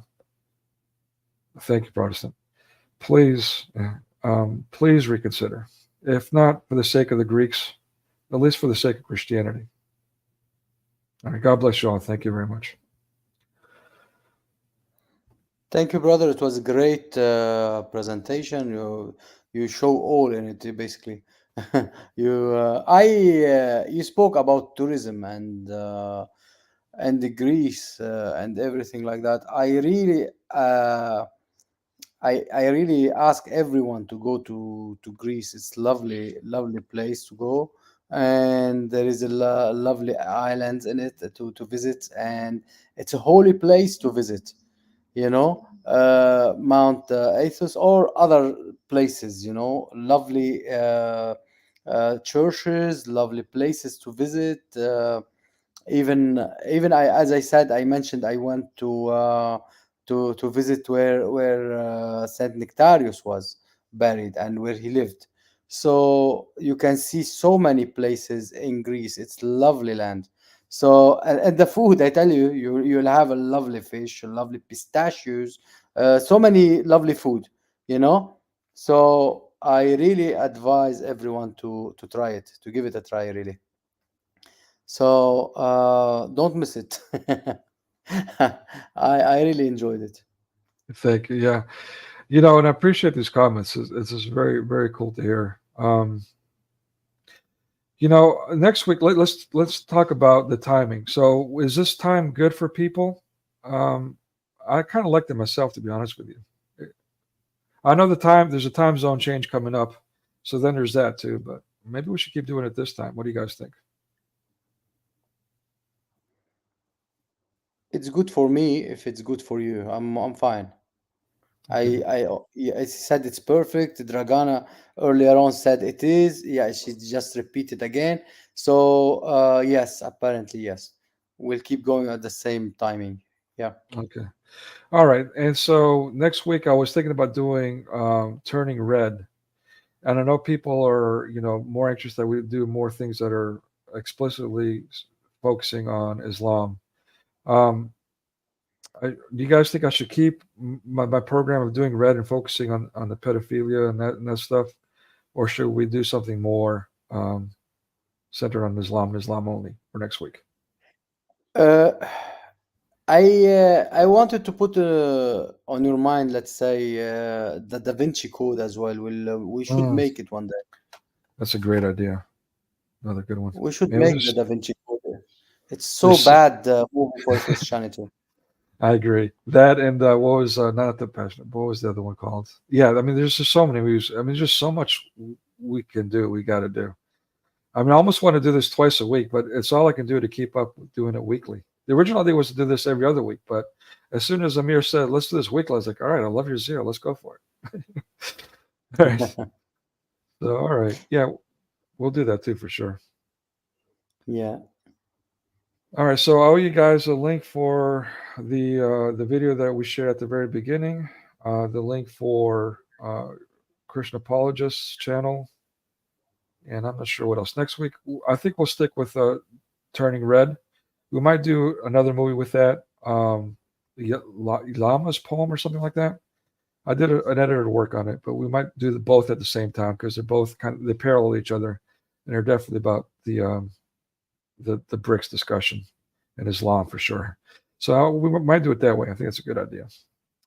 So we'll do that at the same time we did it this week, and Okay. hopefully I'll have some more technological things improved by then. Great.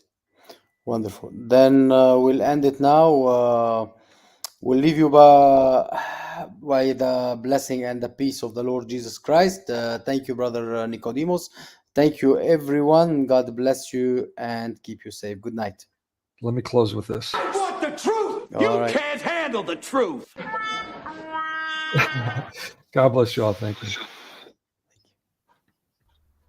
Please subscribe to my channels, press like and the bell to receive all my new videos. Leave your comments below, opinions, or questions. Follow me to know what is next, or in case they close this channel. Hashtag Amir Zaidain YouTube channel.